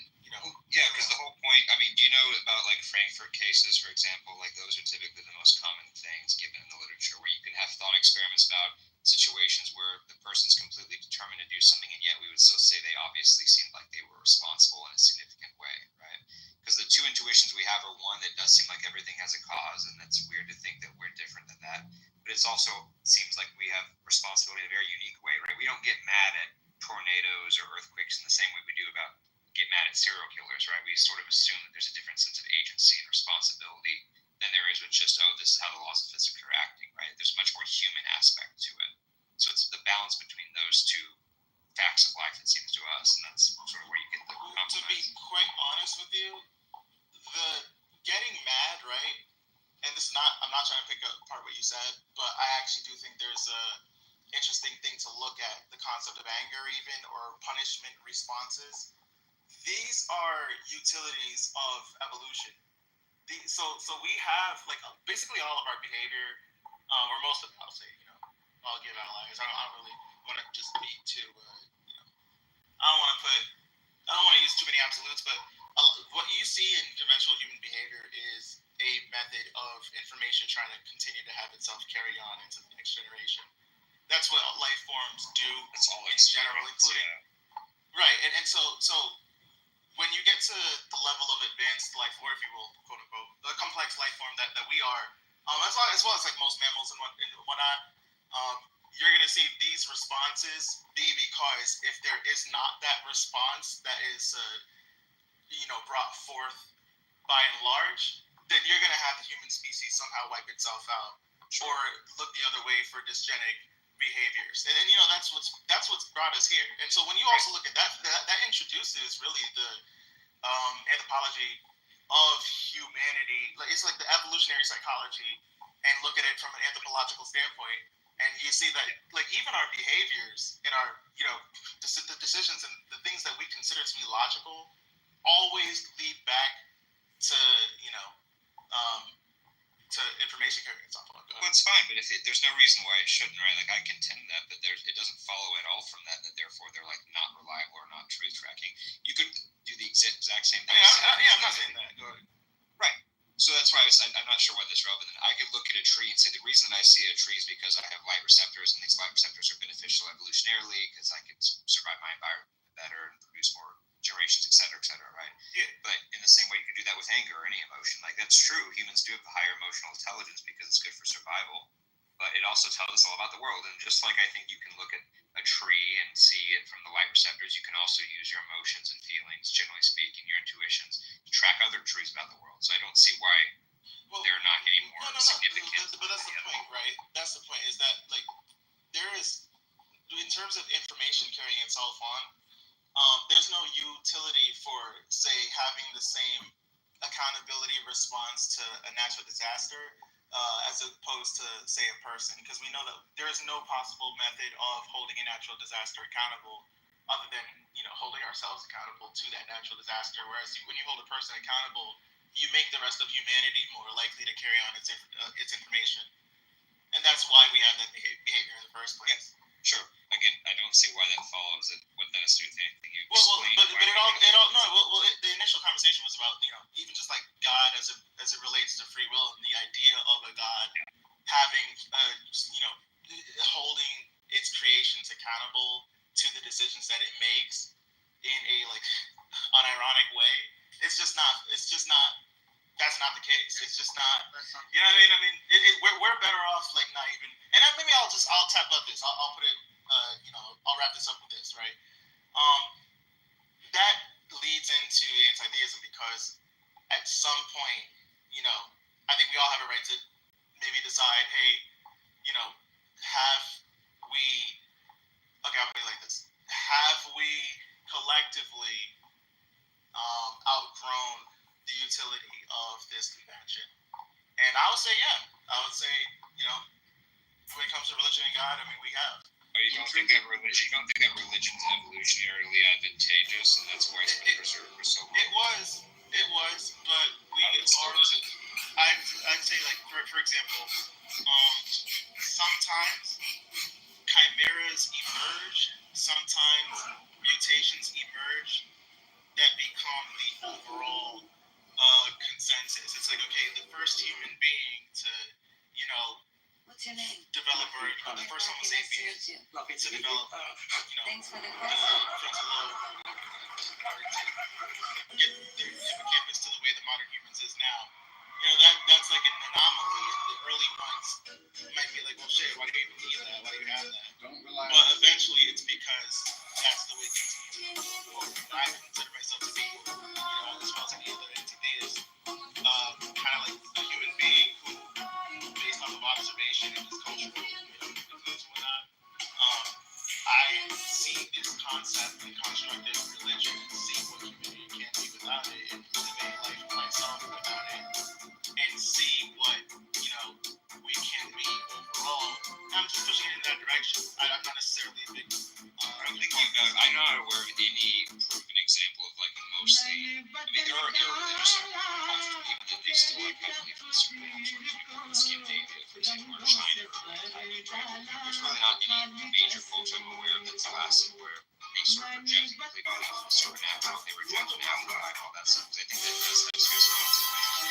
We're the only ones that have this high concept of mortality, and I think that's so bad for our mental health and so depressing. That's why we. Well, there's somebody who does believe in heaven, by the way. But my point is, I don't think that we're evolved enough to where we could survive this species long without basically just becoming so depressed and not doing anything. I could definitely get. I feel like I could. I've done it before, where I've been able to make people pretty much feel pretty happy that there is no God or life. You can say that anecdotally. I'm just saying empirically that's not true on a broad scale. You might say that anecdotally, but I don't think that's. Caleb, can I ask you something really quick? I mean, that's kind of your opinion, though. I respect it, though. Look, I see my where you're opinion. coming I can't. from. I just cited like every culture. No, I mean, your opinion is that humanity can't, I'm saying it's not been demonstrated on a wide scale that they can. I mean, it's theoretically possible. I don't think it's plausible right now. Yeah, and I just that plausible part is, I'd say, well, yeah, go ahead. Well, Enoch, you remember you hit free will, and I appreciate the discussion, brother, but you hit free will. I don't think you demonstrated. You're citing studies, which I brought up the button thing before. You said, well, no, there's much more. Like AI is doing stuff, and they've determined, this is conclusive. I'm like, well, it's like it's been debunked, quote unquote, right, as you put it. I don't think you've shown that at all, and I don't think any of these studies say that. So there's work being done currently on free will, and it is not something that has been settled. There's no consensus on this. And to take that position, I think that's pretty wild to say that it's been definitively ruled out. Then beyond that doesn't show that God doesn't exist. You could have a deterministic or theological deterministic kind of God, which I'm heavily opposed to. I don't think that is the God that we serve. I don't think that's the God that's in existence by any means. But that's fine, you still could. And then further, this religious thing, I mean, I agree with all the points Caleb's saying, but beyond that, the intrinsic, not extrinsic, but intrinsic religiosity has certainly yielded good results. You can look at, there's just all these markers that they have looked at, and people have done a lot of work, but some meta-analysis will show that intrinsic religiosity is the case. It is good for societies, broadly speaking. It is good for society. So, I'm just kind of say that libertarian. No, why would I say that? I just said that you have. I think libertarian free will is straightforward and true. So, like, that's really your point. Yeah, well, I'm just trying to. Well, hold on, Abe, just real quick. I want you to, but I just want to hear what Enoch is trying to say about libertarian free will. Why he said it's been quote debunked unquote. Well, How, well,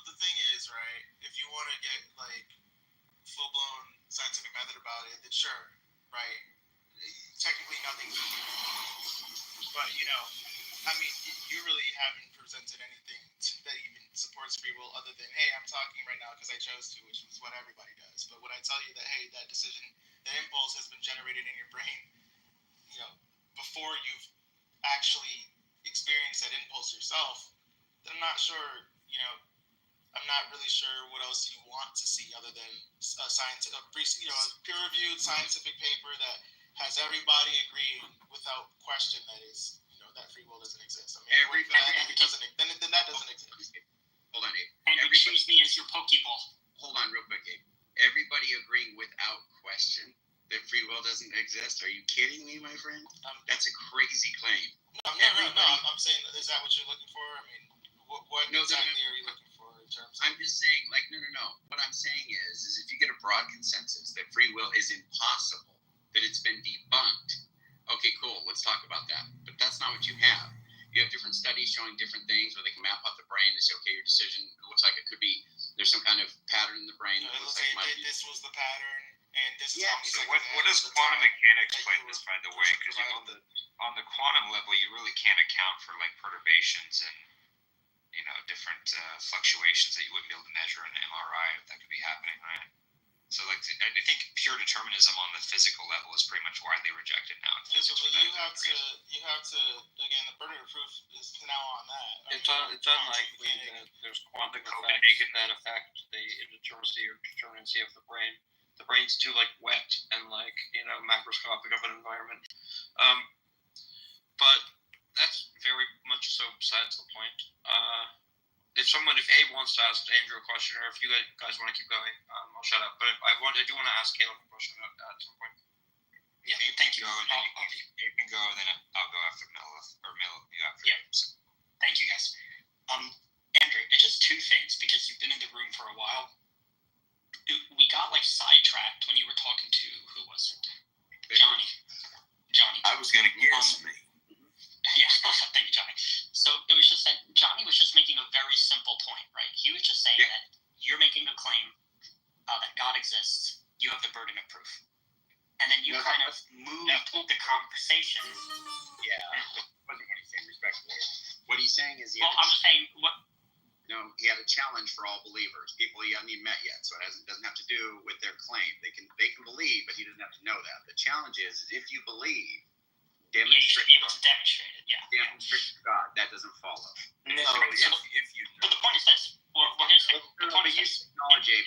But you should acknowledge it doesn't follow. It does follow. And I acknowledge that you can know something without being able to demonstrate it to someone else. But the difference is, if you can't demonstrate it to someone else, you have to answer a very specific question, which is, how did you come upon that knowledge? And the analogy you gave when you saw your grandmother dying on the bed, it's pretty obvious how you came upon that knowledge. You can point to that experience, right? So hold on, Andrew, listen, we have a room full of people here. And if I asked you, how do you know God exists, you're just going to say, God revealed it to me. Yeah. I don't have to know the mechanism by which God does that. That's very weird. But here's the thing. Don't you think it's a little odd? You're a human being just like me. You were born on this planet just like me. Why would God choose you and not choose me? I can speculate. There's a whole bunch of the Bible has a lot to say about it. I think it's a lot more real. But I'll tell you that I can see it. God may not want to reveal himself to you because you're not going to be an authentic respondent. You may just provide God. But don't you see how these are all ad hoc? These are all post hoc explanations. These are not ad hoc because I didn't create them. They're biblical. And now so the Bible is ad hoc. No, the Bible's not ad hoc. Of course it is. Ad hoc is just creating something to apply to the situation at the time. I'm not doing that. That's what it's doing. When somebody believes in a God, they claim God revealed it to them. But when someone doesn't believe in a God, they say, there must be a reason why you don't believe. Not maybe there's no God. But Abe, it's very simple. If God exists, obviously, his rhyme and reason is not mine. I don't have will. I can't control God. But look what you're doing, though. I understand you can't control God. But in this whole conversation, you're using God as a bulletproof shield to shield yourself from your epistemological duties. Not at all. Look, if God exists, it's just real simple. It's just like you guys should be able to walk through this. It should be very easy. If God exists, he can reveal himself to you. You know he exists, and you're not going to show anybody anything. Okay, but then in that case, then you can't expect anyone to take you seriously, even sea, to me. Come with Apollo in bridal dress, shepherdess and pythoness. Come with Artemis, silken shod, and wash thy white thigh, beautiful God, in the moon of the woods, on the marble mount, the dimpled dawn of the amber fount.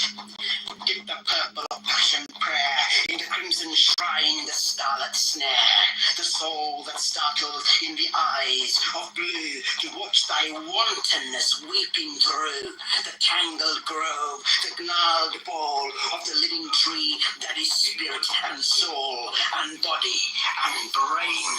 Come over the sea, your pan, devil or God, to me, my man.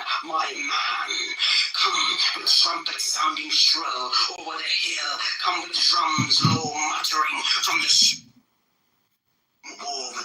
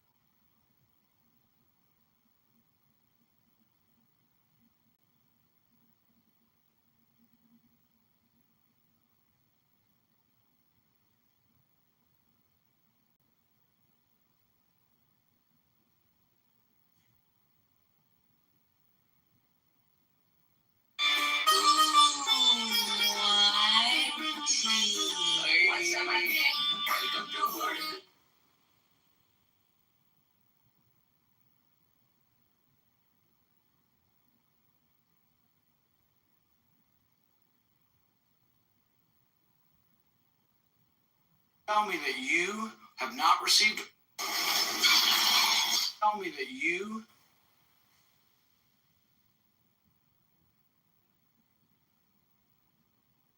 This is no ordinary fish. It's a real dinosaur fish. Its skin is so tough that you can think of it as level 3 bulletproof armor. Even the razor-sharp teeth of piranhas can't tear through it, and sometimes even crocodiles fail against it. In fact, you'd need a hammer just to cut through its skin. But the most terrifying thing is the way it hunts. The moment it spots its prey, it sucks it in with lightning speed. And then, how the prey's blood flows out through its gills, you can see it for yourself in the video. So don't forget to like and subscribe after watching.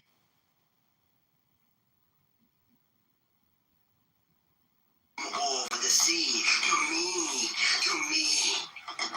Come with Apollo in bridal dress, shepherdess and pythoness. Come with Artemis, silken shod.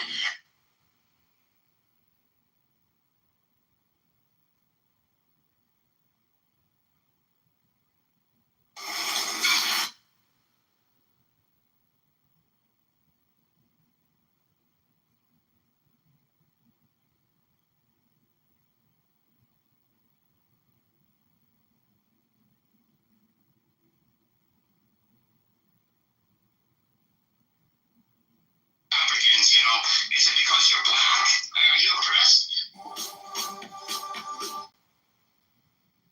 And poor poverty. So you're young, not that much. That's just the first go. Well, the thing is, nobody in the realm of I want to respect that hierarchy.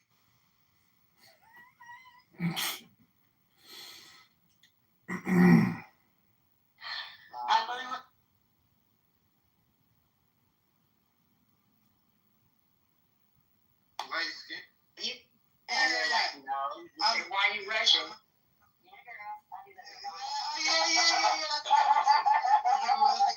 That's a good one too. Welcome back, Dr. Sasha, to another episode of Low IQ Dumb People that talk about nothing and waste all the time on Monday Night Live. Hello? Whatever you want to be about. Look at my PTR. Read the paper on my PTR. I think that's Morty from Rick and Morty. Oh no! No, I love Big one. Okay, let me ground the room for a second. So wait, you had Woosah! honey had left. You know what? Let me drop him real quick to the Ooh! Yeah, okay, let me go with it. Like I can fuck with damn. I can fuck with you, but damn, just chill for a second. So me and Honey were talking before she left. We were talking about the Simpsons. Remember, Honey, I was telling you about how she had that petri dish experiment? Yes.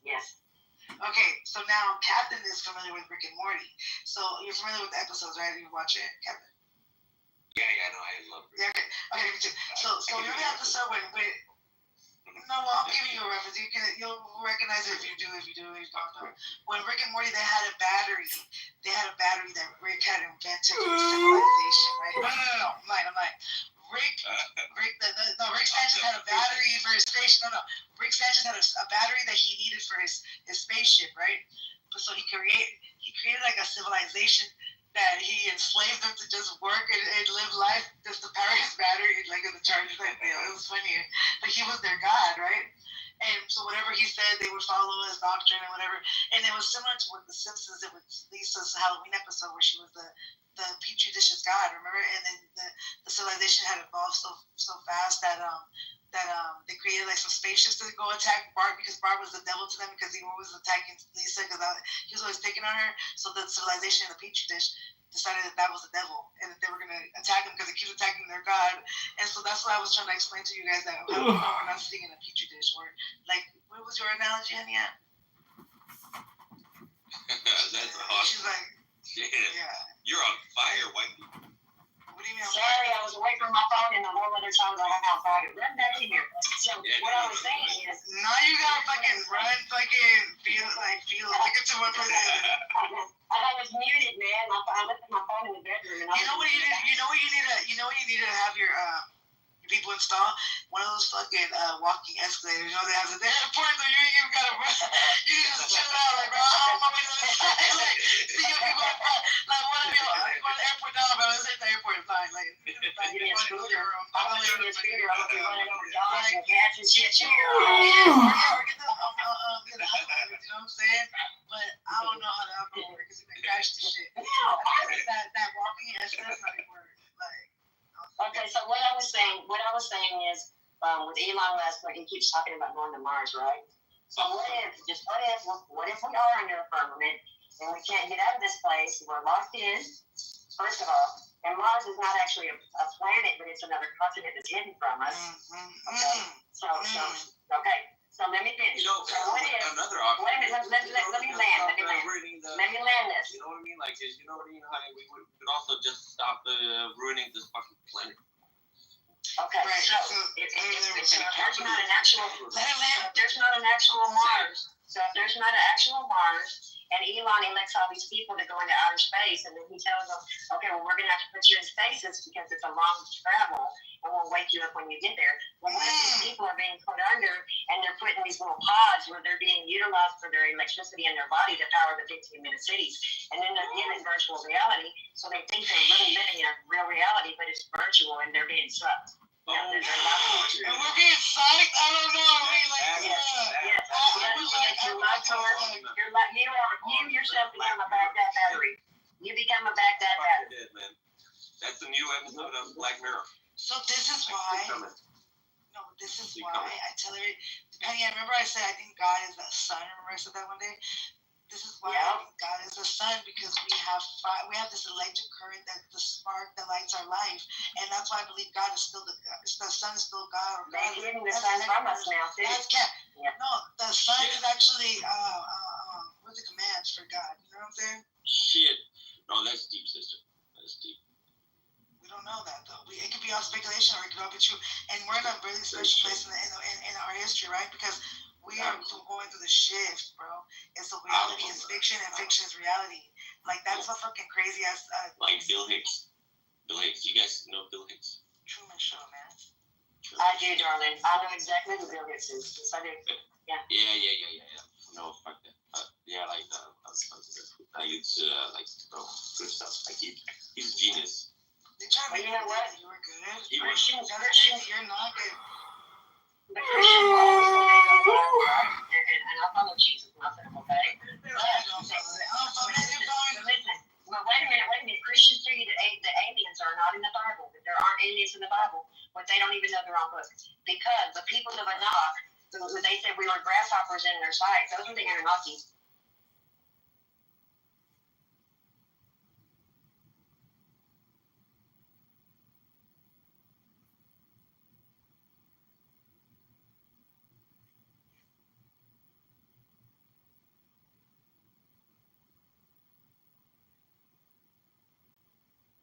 motherfucking Anunnaki.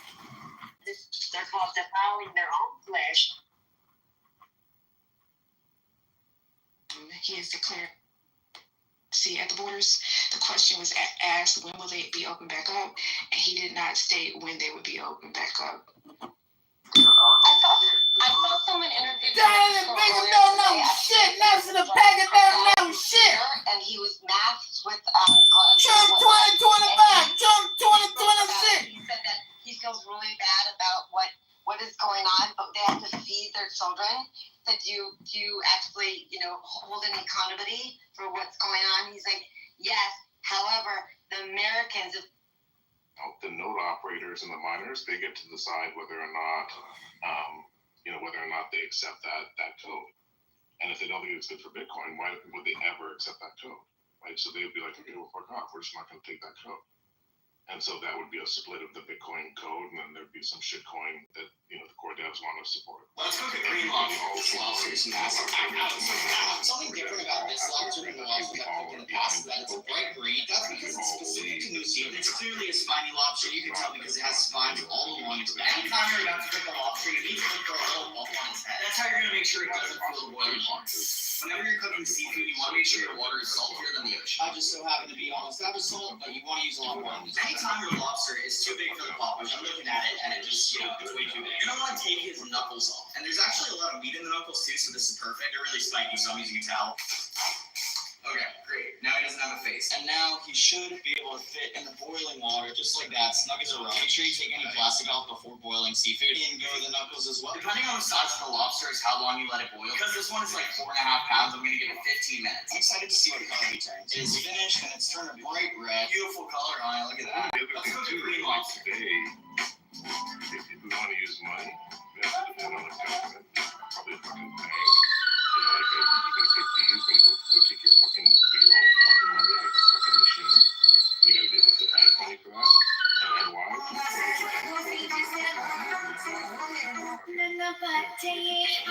Credit card? It's just fucking rapery. It's rapery that's unnecessary.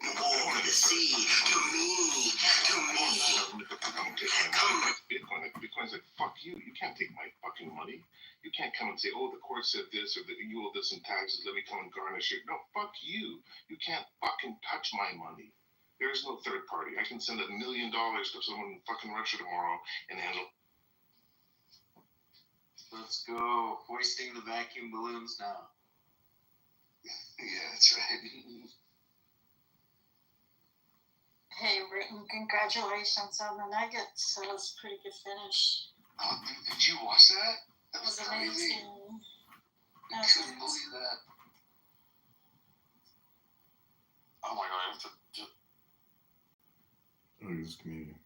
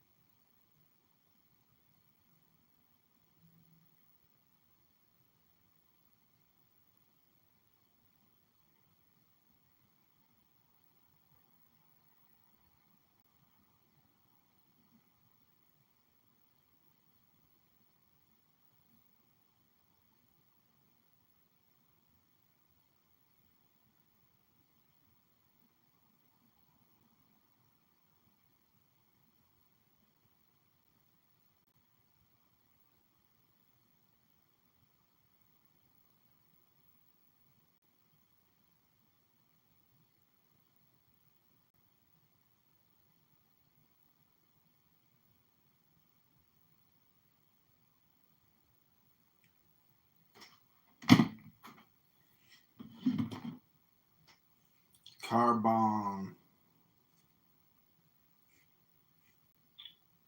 Hello. What up, Carbon? Hey, what's going on? I'm chilling. Debating whether I should get a piece of pizza. Pizza will save the world. Pizza, pizza pie. Just a little pizza will save the children. Hold on, Richard.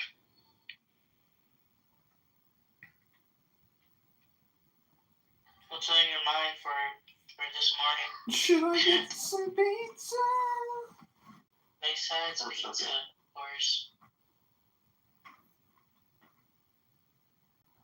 Yo, my boy, as like an atheist trying to say atheism is true and that matters. But you're more than welcome to understand my position if you're confused. Well, I am confused. The part that confuses me is you seem to say, I'm trying to put two things together, right? So you seemed to say earlier that the reason, Jimmy, we know your claims about God having revealed himself and unbelievers are, you know, to quote Paul, suppressing the truth and unrighteousness and all that, blah, blah. The reason we know that that's not true is because atheists live perfectly functional lives. They can make sense of their everyday life. They don't need to refer to God. They don't appeal to him. They don't experience him or feel anything about him. They're doing perfectly well on their own. So, Jimmy, what you said is wrong, right? That's effectively what I think you just have said earlier. But now you're saying, or it seems like you're saying that you're just an observer and you're not claiming that atheists can make sense of their lives, that they don't need God or that they don't experience God. And that confuses me because it seems to be... No, not at all. I'm trying to say basically as an observer, I'm trying to show you that two sides of the coin can, in my perspective, be correct. So what I'm trying to show you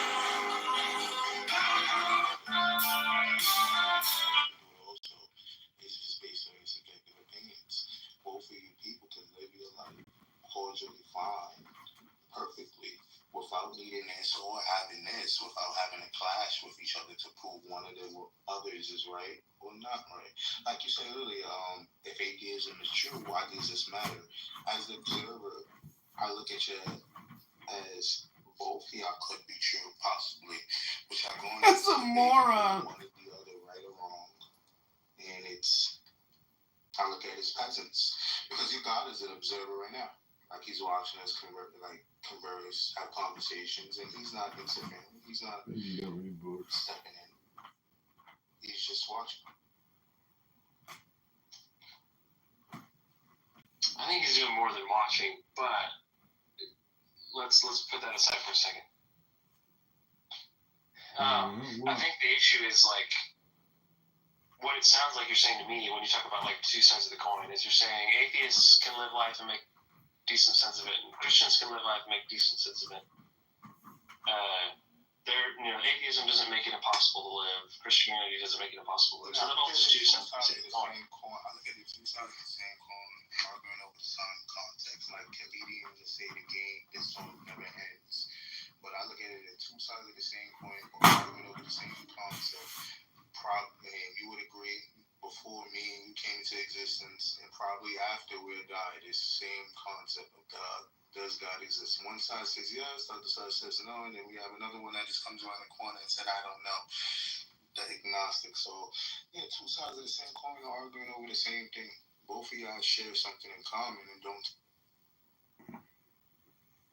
Yeah, I don't see the thing we have in common, I guess I don't see. Seems to me that, like, in order for me to share your point of view, I would need to believe that atheists can live as rationally and morally and functionally as Christians do, but I don't think that that's actually true. You don't think it's true because it's subjective. That's what you feel like. Just like when I was speaking to atheists, he said believers like yourself, God believers, Grovius might agree with this, that it's harmful for theologies, religion, preaching this in schools and bringing this into laws, forcing people to be in. And I hope every day, wake up every day and pray that he died. Oh, you don't mean that. Absolutely. That's an evil thought to say. I say it. Don't you want to win based on winning the argument? About God, it's like people don't understand two sides of the same coin.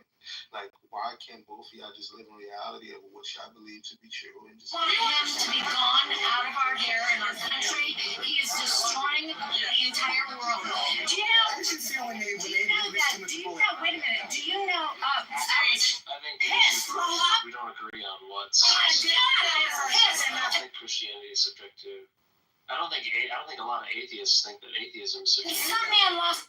And so, yeah, Is it objective to you, but subjective to others? Like, your truth can be objective to you, of course, it's not absolute, but it's subjective to others because they don't look at it like. I don't think that objectivity is relative to how people feel about it, right? I think that's the whole concept. The whole concept of objectivity is that it's something that's extramental and so not contingent on. If you get any type of an internet router, whether it's this is another small one, NCO, that they happen to have. there. Unless, And some of those folks said they experience large productivity maybe the objective consequences. state of affairs like guarantees, causes, or entails certain beliefs, right? But other than that, I don't know. I don't think that something can be objectively true for one person and not for others. That's what the word objectively means. There is that it's universal. So if it's universal, why everybody is not just a believer in God? We talked about that, remember? So I don't know how familiar you are with Christianity, but the Christian story is that, after God created the world, humanity fell, and we've been fallen ever since. We've been sinning, we kill people, we rape people, we pillage. Human beings have a pretty sordid history. We're not very good. And that's why the Christ of Christianity had to come down and die, because our Creator is a just God, and somebody has to pay the price for all our sins. Now he's gonna screw my whole life up. And offers reconciliation. Regurgitate it, they just tangle themselves all up. So to answer your question more specifically, right, like, the reason people do not affirm Christianity is because even though they know that it's true, like you do, they do not affirm out loud that it is. He's got my hook, though. Putting ourselves underneath this God figure, we may even have these beliefs about how this is an old traditional religion has these outdated methods. Says some pretty brutal things about cutting off the tip of the penis, et cetera, et cetera, et cetera. I mean, to some extent, like, psychologically, I've been a sinner to understand why somebody might think that. The issue at the end of the day, ultimately, we have damage. We don't like to see that. We don't pay what he's due, and we have a predisposition to try to be the rulers of our own worlds. And some of those folks said they experience large productivity consequences as a result of their just live however we want. Subpar internet access. The researchers then ran. That is why not everybody agrees. So, right, we all know it's true deep down. It's secretly lying to ourselves for fun, right? So, it must be exhausting to you being the only one brave enough to face the truth. Everyone is apparently too scared to admit. It's not even that I'm brave, man. I wish that I could take credit, but I can't. It's not that I'm brave, it's that God is very merciful. And, he invites everybody, you and me, and Vincent and Roy Lizzie, and the comedian, I don't know who that is, but he invites everybody to believe in Jesus and to be saved from their sins. It's an open invitation to everybody. Very merciful God. I'm not some smart Plato figure who crawled out of his cave and saw the high forms of reality and came back and told everybody else. I'm a dummy. I'm just another white trash dude from California who God was very merciful to, and I've seen, in virtue of his son, I've seen his grace. And I would hope that other people would experience that same love for them too. That's all there is to it. There's nothing to do with me being smart for seeing the light. Read minds, brother? No, I can't read minds. Okay. So then you actually don't know what I believe, and you just assume. and calling assumption truth, that's not faith, it's like projection. See, all right. So this is what I was saying earlier. So there's like two things I want to say. So one is, I'm not claiming to read your mind, but it's God's testimony in Scripture as to what everybody believes, right? So you got to take it up with Him. If you disagree with Paul in Romans 1, if you disagree with Job in Job 28, if you disagree with David in Psalm 19, and then if you disagree with them, you know, that's it's not up to me why to disagree or ugly. I'm just showing you it's just based on your subjective opinion and just making assumptions. You get what I mean? So this is like somebody else could just come with a different interpretation and just tell me something different, and then I'm just looking at them like, okay, you get what I mean? So it's just all based on how you feel at the end of the day. The song that never ends. Comedian. I agree. Well, I think that if your point of view is somebody can always come along and interpret something differently, then they could just say the same thing about that claim itself. What? What? The claim that you're making, that the Bible can be interpreted differently. Is that not true? What I'm saying, no, I don't think it's true, but what I'm saying is... You don't think it's whoa. Hold on. The way you interpret the Bible, somebody doesn't have an opposing view on it? You're a Calvinist, huh? Yeah. No, I didn't seem like it's probably a Trinitarian. Like, yeah, I mean, it's Christian room up right now, Sister Cherry, and I'm not saying Calvinists are worshippers of the devil. So, two people do interpret it in two different ways. Of course. Yeah, no, I'm just saying it's not... Oh, yeah. I was saying I don't believe that it's open to like an infinite number of interpretations, but you know, even if it were, the retort that I'm making is there is no reason to dismiss the Bible as so open to different interpretations that it's merely subjective. Why not? Unless you were willing to say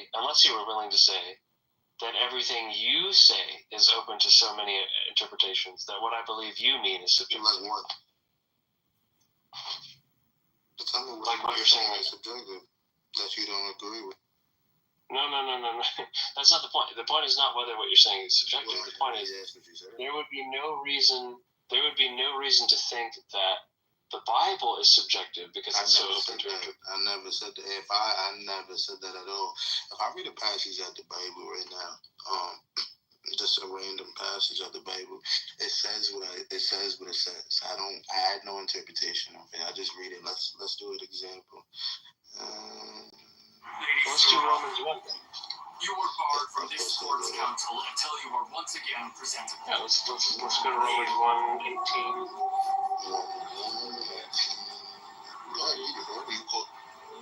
Sure, 1 second. I'm pulling it up right now. Alright. For the wrath of God is revealed from heaven against all ungodliness and unrighteousness of men, who suppress the truth in unrighteousness, because that which is known about God is evident within them. For God made it evident to them. For since the creation of the world, His invisible attributes, both His eternal power and divine nature, have been clearly seen, being understood through what has been made, so that they are without excuse. For even though they knew God, they did not glorify Him as God or give thanks, but they became futile in their thoughts, and their foolish heart was darkened. From this court's counsel until you are once again It goes on. We can read as much as you want, but it seems very clear, right? Like, unless you think this is false or underdetermined or subjective, etc., this very clearly teaches that sinful men are the recipients of God's revelation. Right there, subjective. Right there, what you just did. Right there, what you just did.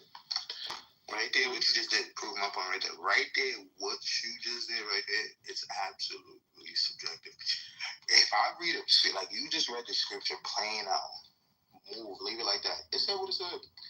Once you give me your interpretation of what you feel it to be saying, that's when it opens somebody to come with a different view to challenge you of what you're saying. At that given moment, it's irrelevant. Like, what you're saying makes no point. I'm not saying I disagree or agree with it. I'm just showing you as the observer right there at that given moment. It becomes justifiable in saying what it's saying. Nobody disagrees with it. I'm saying once you have your interpretation of what you feel it's saying, it absolutely becomes I don't see why that's true because you've done the same.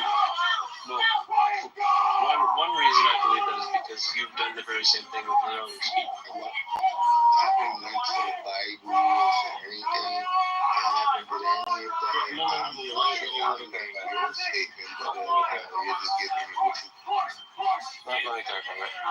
You have said things, and then you followed up by clarifying what you said meant to. Right? Just the same way that I just quoted the Bible and then clarified what it meant. So clarifying what something said. So clarifying what something means is just subjective.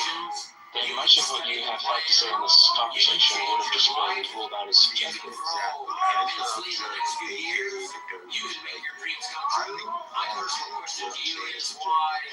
can agree or disagree and try to challenge me. What I said, I'm not here. I know it's predicted you're going to say something to it. So I'm just here by the hand. And I just keep speaking. And you, on the other hand, when I tell you this, because you're wrong, it's a difference. I don't agree with disagree with anything you're saying. I'm understanding you. I'm trying to show you and acknowledge that it's also dedicated SSI or section. Somebody's always going to challenge you. Somebody's always going to debate you. Somebody's always going to get at it. I don't have to do any of it. That's right. I don't know what to say to that, man. I think that if you're saying all of what you have to say is subjective, that seems to be as the AKA the third perspective. I'm just stating what I feel. If you disagree with it, okay, it's subjective. I know you are. That's inside of you. You know what I mean? You have to disagree with some things. What if you just met somebody who, everything I think is actually just subjectively true? What would you say to that person? You want to see related passages. No. That's not what I'm saying. Say you've been talking. Oh, I thought this was me. Yeah, this is me. Say you're a person like me, just think something, and you think whatever they're thinking is just actually true. Like, so they're always saying it's objectively true. And what would you say to that person? Say they have the belief that everything they think is actually true in the world. Everything they think is actually true in the world. Yeah, just ask them the question. Is that subjective or objective? It's an objective thought. Yeah, is it objective to actually? Is it objective to you? It's objective to others. It can be objective to you. It's subjective to others because there's somebody that absolutely has an opposing view on that. And it's irrelevant at the. And some of those folks said they It's like, experienced it's large true to crime you. Of committing course, it's consequences as a result of their subpar internet access. What is going on? The researchers then Well, ran a that's the thing. study to You're see just what making would a happen question if because I answered everyone my truth is. I'm just talking about your hypothetical. I wasn't talking about you. No, I'm saying about the hypothetical. The response fails because it just begs the question of the view. Your response is like, oh, no, look, there's this distinction between your perspective and the truth. And I'm saying there is no distinction in the perspective. I'm not. How is there no distinction? I mean, how not? Like, do you want me to explain the Okay, so when I think something, it's true in like the temples, it's true in the I'm not buying these again. Hero for the hood. You can't voting in elections. Okay. That's why.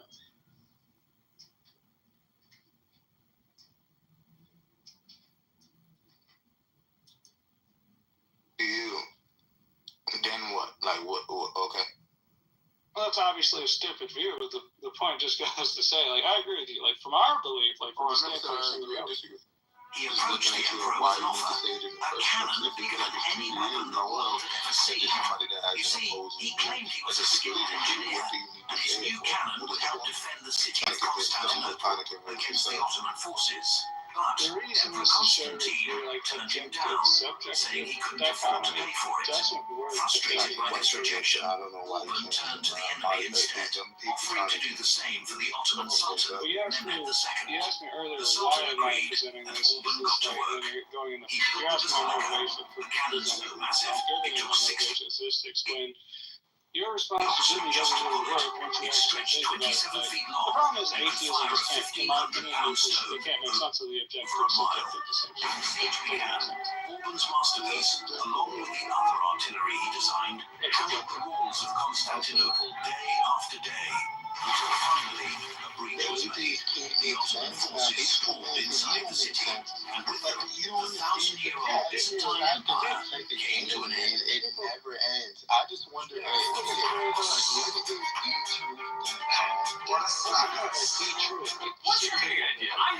postmodernists that think everything they think is true. That's not my point. Like, it just shows that, like, once you try to use this kind of argument to say people are just going to come up with different questions.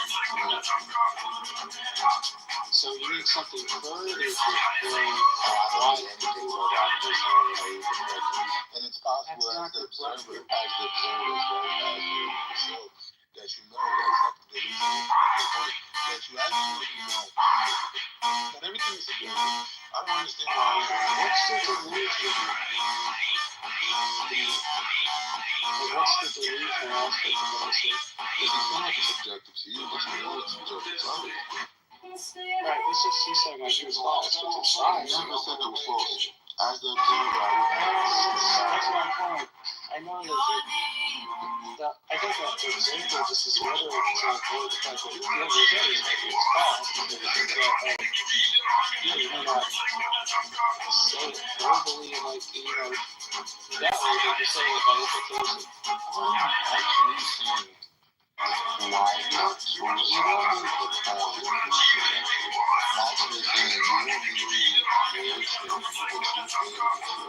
about your God can be true to you only, and to whoever believes in your truth. And the atheist or the agnostic truths can be true to them. Instead, y'all will be clashing in this arrogant ego conversation, trying to figure out who was right and who was wrong. And you know this been happening before you probably came into life out your mother's womb, and probably be happening after you die. I just wonder. It doesn't even make sense. How not? Other than what what you're doing is just subtly equivocating. Like, yeah, what you're saying is you may believe that, and other people can believe that, and we could just go our separate ways. That's true. Like, there's nothing wrong with it. That's not the dispute we were just So asking. you just said it makes no sense, but you just said there's nothing wrong with it. So what's wrong? Like, make it wrong, Vincent. Is it something wrong with people living their life holding to the view that God doesn't exist, and you can live your life holding to the view That's not what I said. That's not what I said. Didn't make sense. What didn't make sense was the subjective objective dialectic before. In order just to say, well, that's just true of your view, not true of actual reality. The whole point of the thing is to provide an argument, right? Like, that's what he's trying. He's giving you like a run-of-the-mill tag argument. I can see what he's doing. So when you say it's subjective to you because you believe it, that's not that's just not a correct way to go about the matter. That's what I'm saying is incoherent. And then you kind of switched what I said in the middle of what we were talking about to say, oh, well, what you're saying is that people can't disagree. I never said that. I said people can disagree. It's not the fact that they disagree. It's just the disagreement doesn't show that your claim is subjective. Like, there is no justification for them. Like, that's what I'm saying. It's not a claim for them to show that they claim is subjective. There's nothing for them to show, right? There's nothing for them to show. Mm-hmm. Put more meat on the bone. There's nothing. You're talking about the atheist, correct? I was just talking about you just a minute ago. We're talking about the observer. It's nothing to say about me, brother. I'm just showing that I've been doing this forever. Like the brother just said in the chat, the song that never ends. When does this end? When do we come to a conclusion? All of us in humanity can say, I know you're probably going to say it just doesn't matter. Does God exist? We all can stand on. Does God not exist? Or we all just don't know. Do you ever know when this ever ends? Or we will just have to wait until death to see?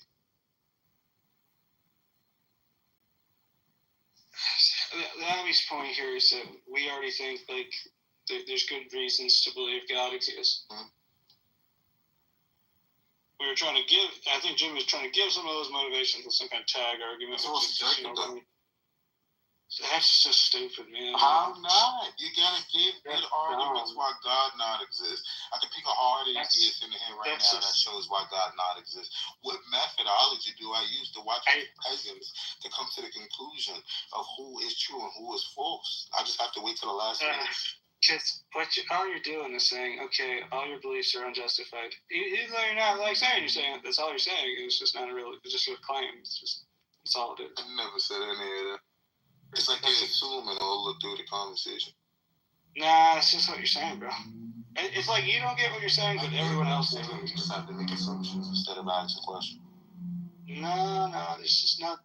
It's okay. When you ask, is it subjective? Are you saying those are just my beliefs and there are no justifications for them? Is that what you're asking? I'm not saying there's no justification.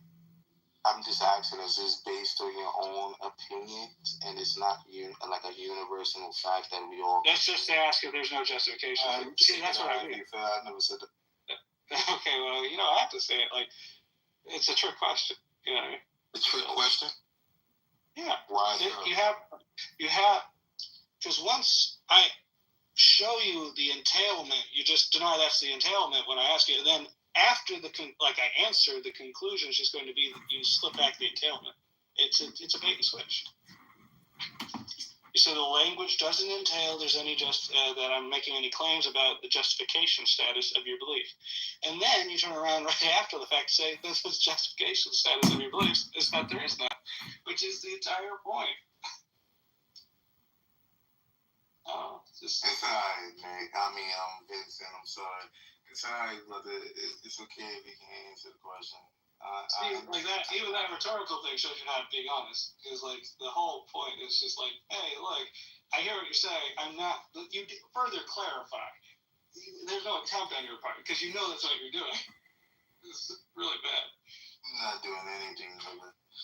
I just watch. Would you use a lobster as bait for fishing?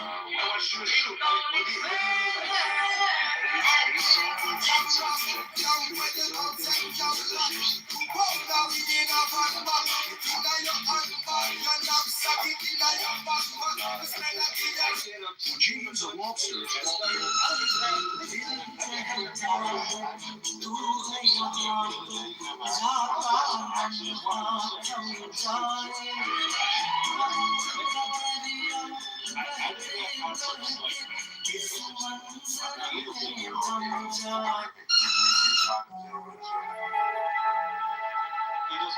This is my kingdom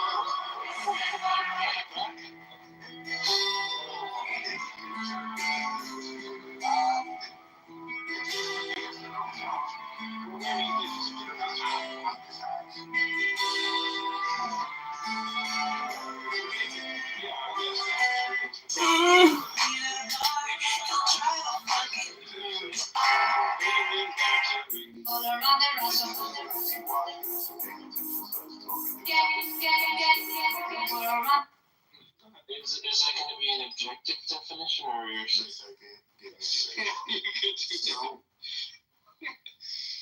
Give me a second.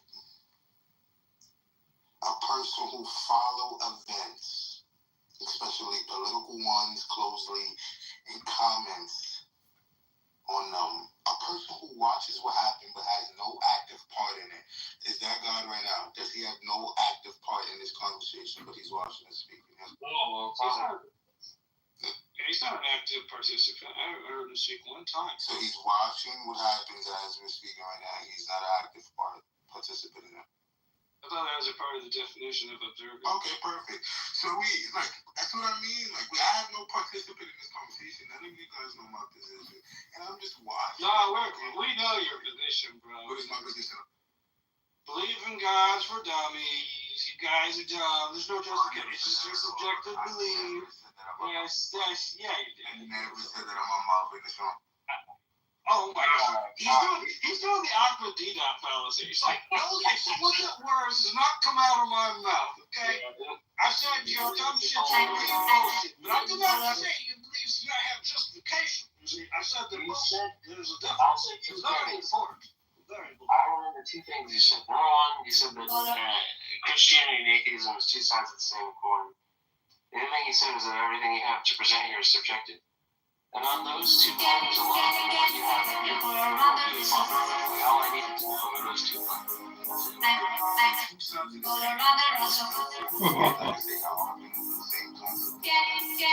You know what makes me feel pain? When us small content creators put so much work into our videos and try to make them so entertaining, we get a minimum of 300 views, and then in a maximum of 500. But these girls on TikTok, you know what makes me? I had that one viewer, and that viewer made me keep going. And each day and more. Week 2, I started averaging 4 viewers. Week 3, 8 viewers. Week 4, 20 viewers. So on and so on and so on. So I streamed every day. I don't care about nothing else but YouTube streaming. Calm as the peacemaker. One thing, if all you can just hang up your jersey and just go on with your life. To live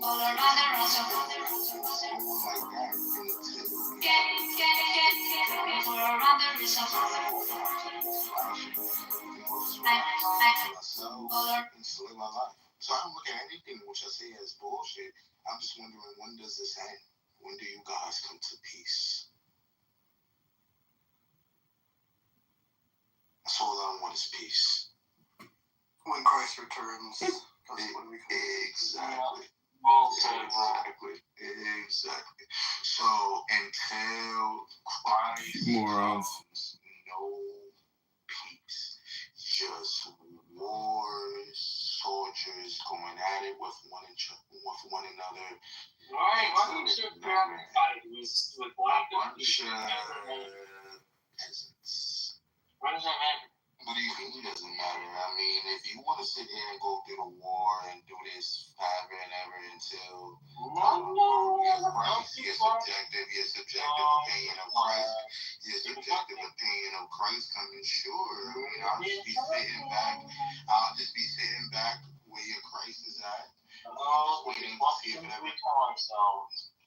Bro, Death is listen to my question. Death is the only. Listen to my question. Why do you care so much about this lack of peace? Why does it matter? The same reason that God gave. No, I mean, I would never put the comparison that I am your God, but at the same reason, I'm trying to wonder if you God.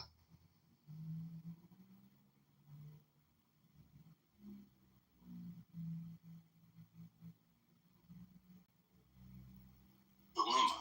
Your dilemma is. I'm not in a dilemma. That's it. You're doing it again. Wait. But I need to. I'm a dozen. I need to shout.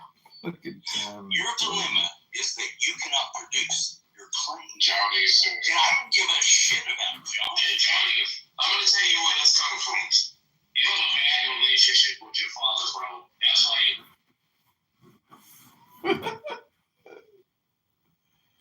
Oh no. That's how what? What does that mean?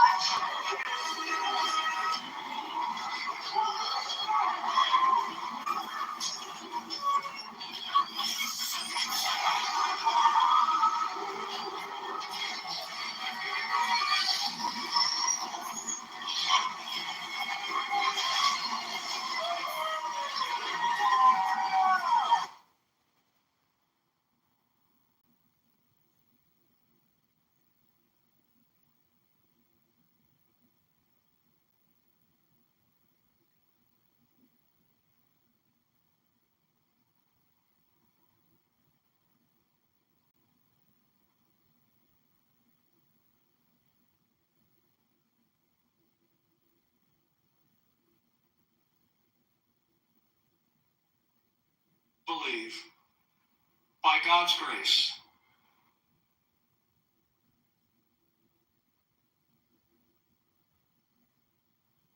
I did my duty that day to support the peaceful transfer of power under the Constitution of the United States of Intentional America. bad data. I'm not reading it off broadcast, so I will it's always feeding intentional bad data to AI, and it can be good because it helps By God's you grace. look for This isn't contrast in AI. So it's used for that, for good, But you gotta or for understand, evil, to this is screw what up your we do. AI, We will continue to show make up it give bad at outcomes. every protest from Okay, everybody yeah, fiddle-dee-dee, that is yeah, protest right. against our president. I think Future's been corrected. Okay, go ahead, Future. Yeah, so first of all, when you run local models on your computer, right? Like if you go and download a program like LM Studio, and you go and download a model like Google has Gemma, I'm waiting to see when Grok is going to have a good one for us. Meta 4 is the latest from Facebook, but that takes too much memory to run because while it's open source, it's inconvenient to run because you need a very big GPU to fit memory to start it up. When you start these models up, the ones that are small enough to run on your computer are fucking dog shit. So for the most part, you know, if you have like a Mac or if you have a PC that has like a relatively normal graphics card and you don't have top of the line equipment, you're kind of limited in what you can run to begin with. So they generally are not super useful for really much of anything besides kind of toying around with, right? So the probability that it's going to hallucinate for you without you like trying to fuck with it too much is extremely high. So when you for example, if I put a video screen up and I ask Gemma 1B, right, and the number and the letter there are the number of parameters on the model, and so that means 1 billion, which is the smallest Gemma model. I can run it super fast, but if I tell it to like do something, right, if I tell it like, you know, clean up this file that has, you know, errors in it and output it in this certain format, it's not very good at it because it's kind of like an intern that, you know, is not from the United States and hardly knows English, and so can only interpret a fraction of what you tell it, right, with your instruction set.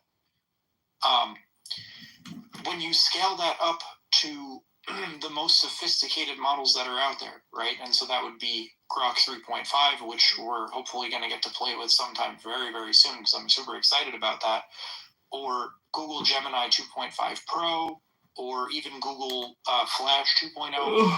The bigger the model, the more context that can fit in the model, the better the data set that it's been trained on is. The more sophisticated the parameter set is that it's been trained on, right? Right. The higher the probability that you're going to get a correct response to what you're asking for from it. So, in the context of like what a normal person would be doing to perform adversarial AI, right? It's hard to make an analogy. I can't really think of a good analogy. So basically, like, there's a term in computers science that's called garbage in, garbage out. Whoa, Pope, a problem? Oh, yeah, he wasn't. Oh, Francis, yeah, globalist, 100%. I think the problem is people have is Trump in his office of being the president of the United States is, you know, literally going to a territory that's bad taste. Say the least. Mighty, go ahead, finish up there, Mighty.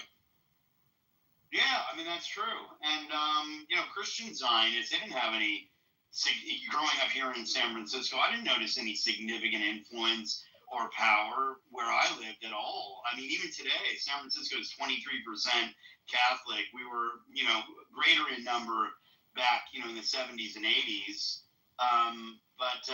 You know, the fact is the Charlie Kirks of the country, the Ben Shapiros, they're, you know, his ally, they rule the roost. And so the world fucking hates us, and rightfully so.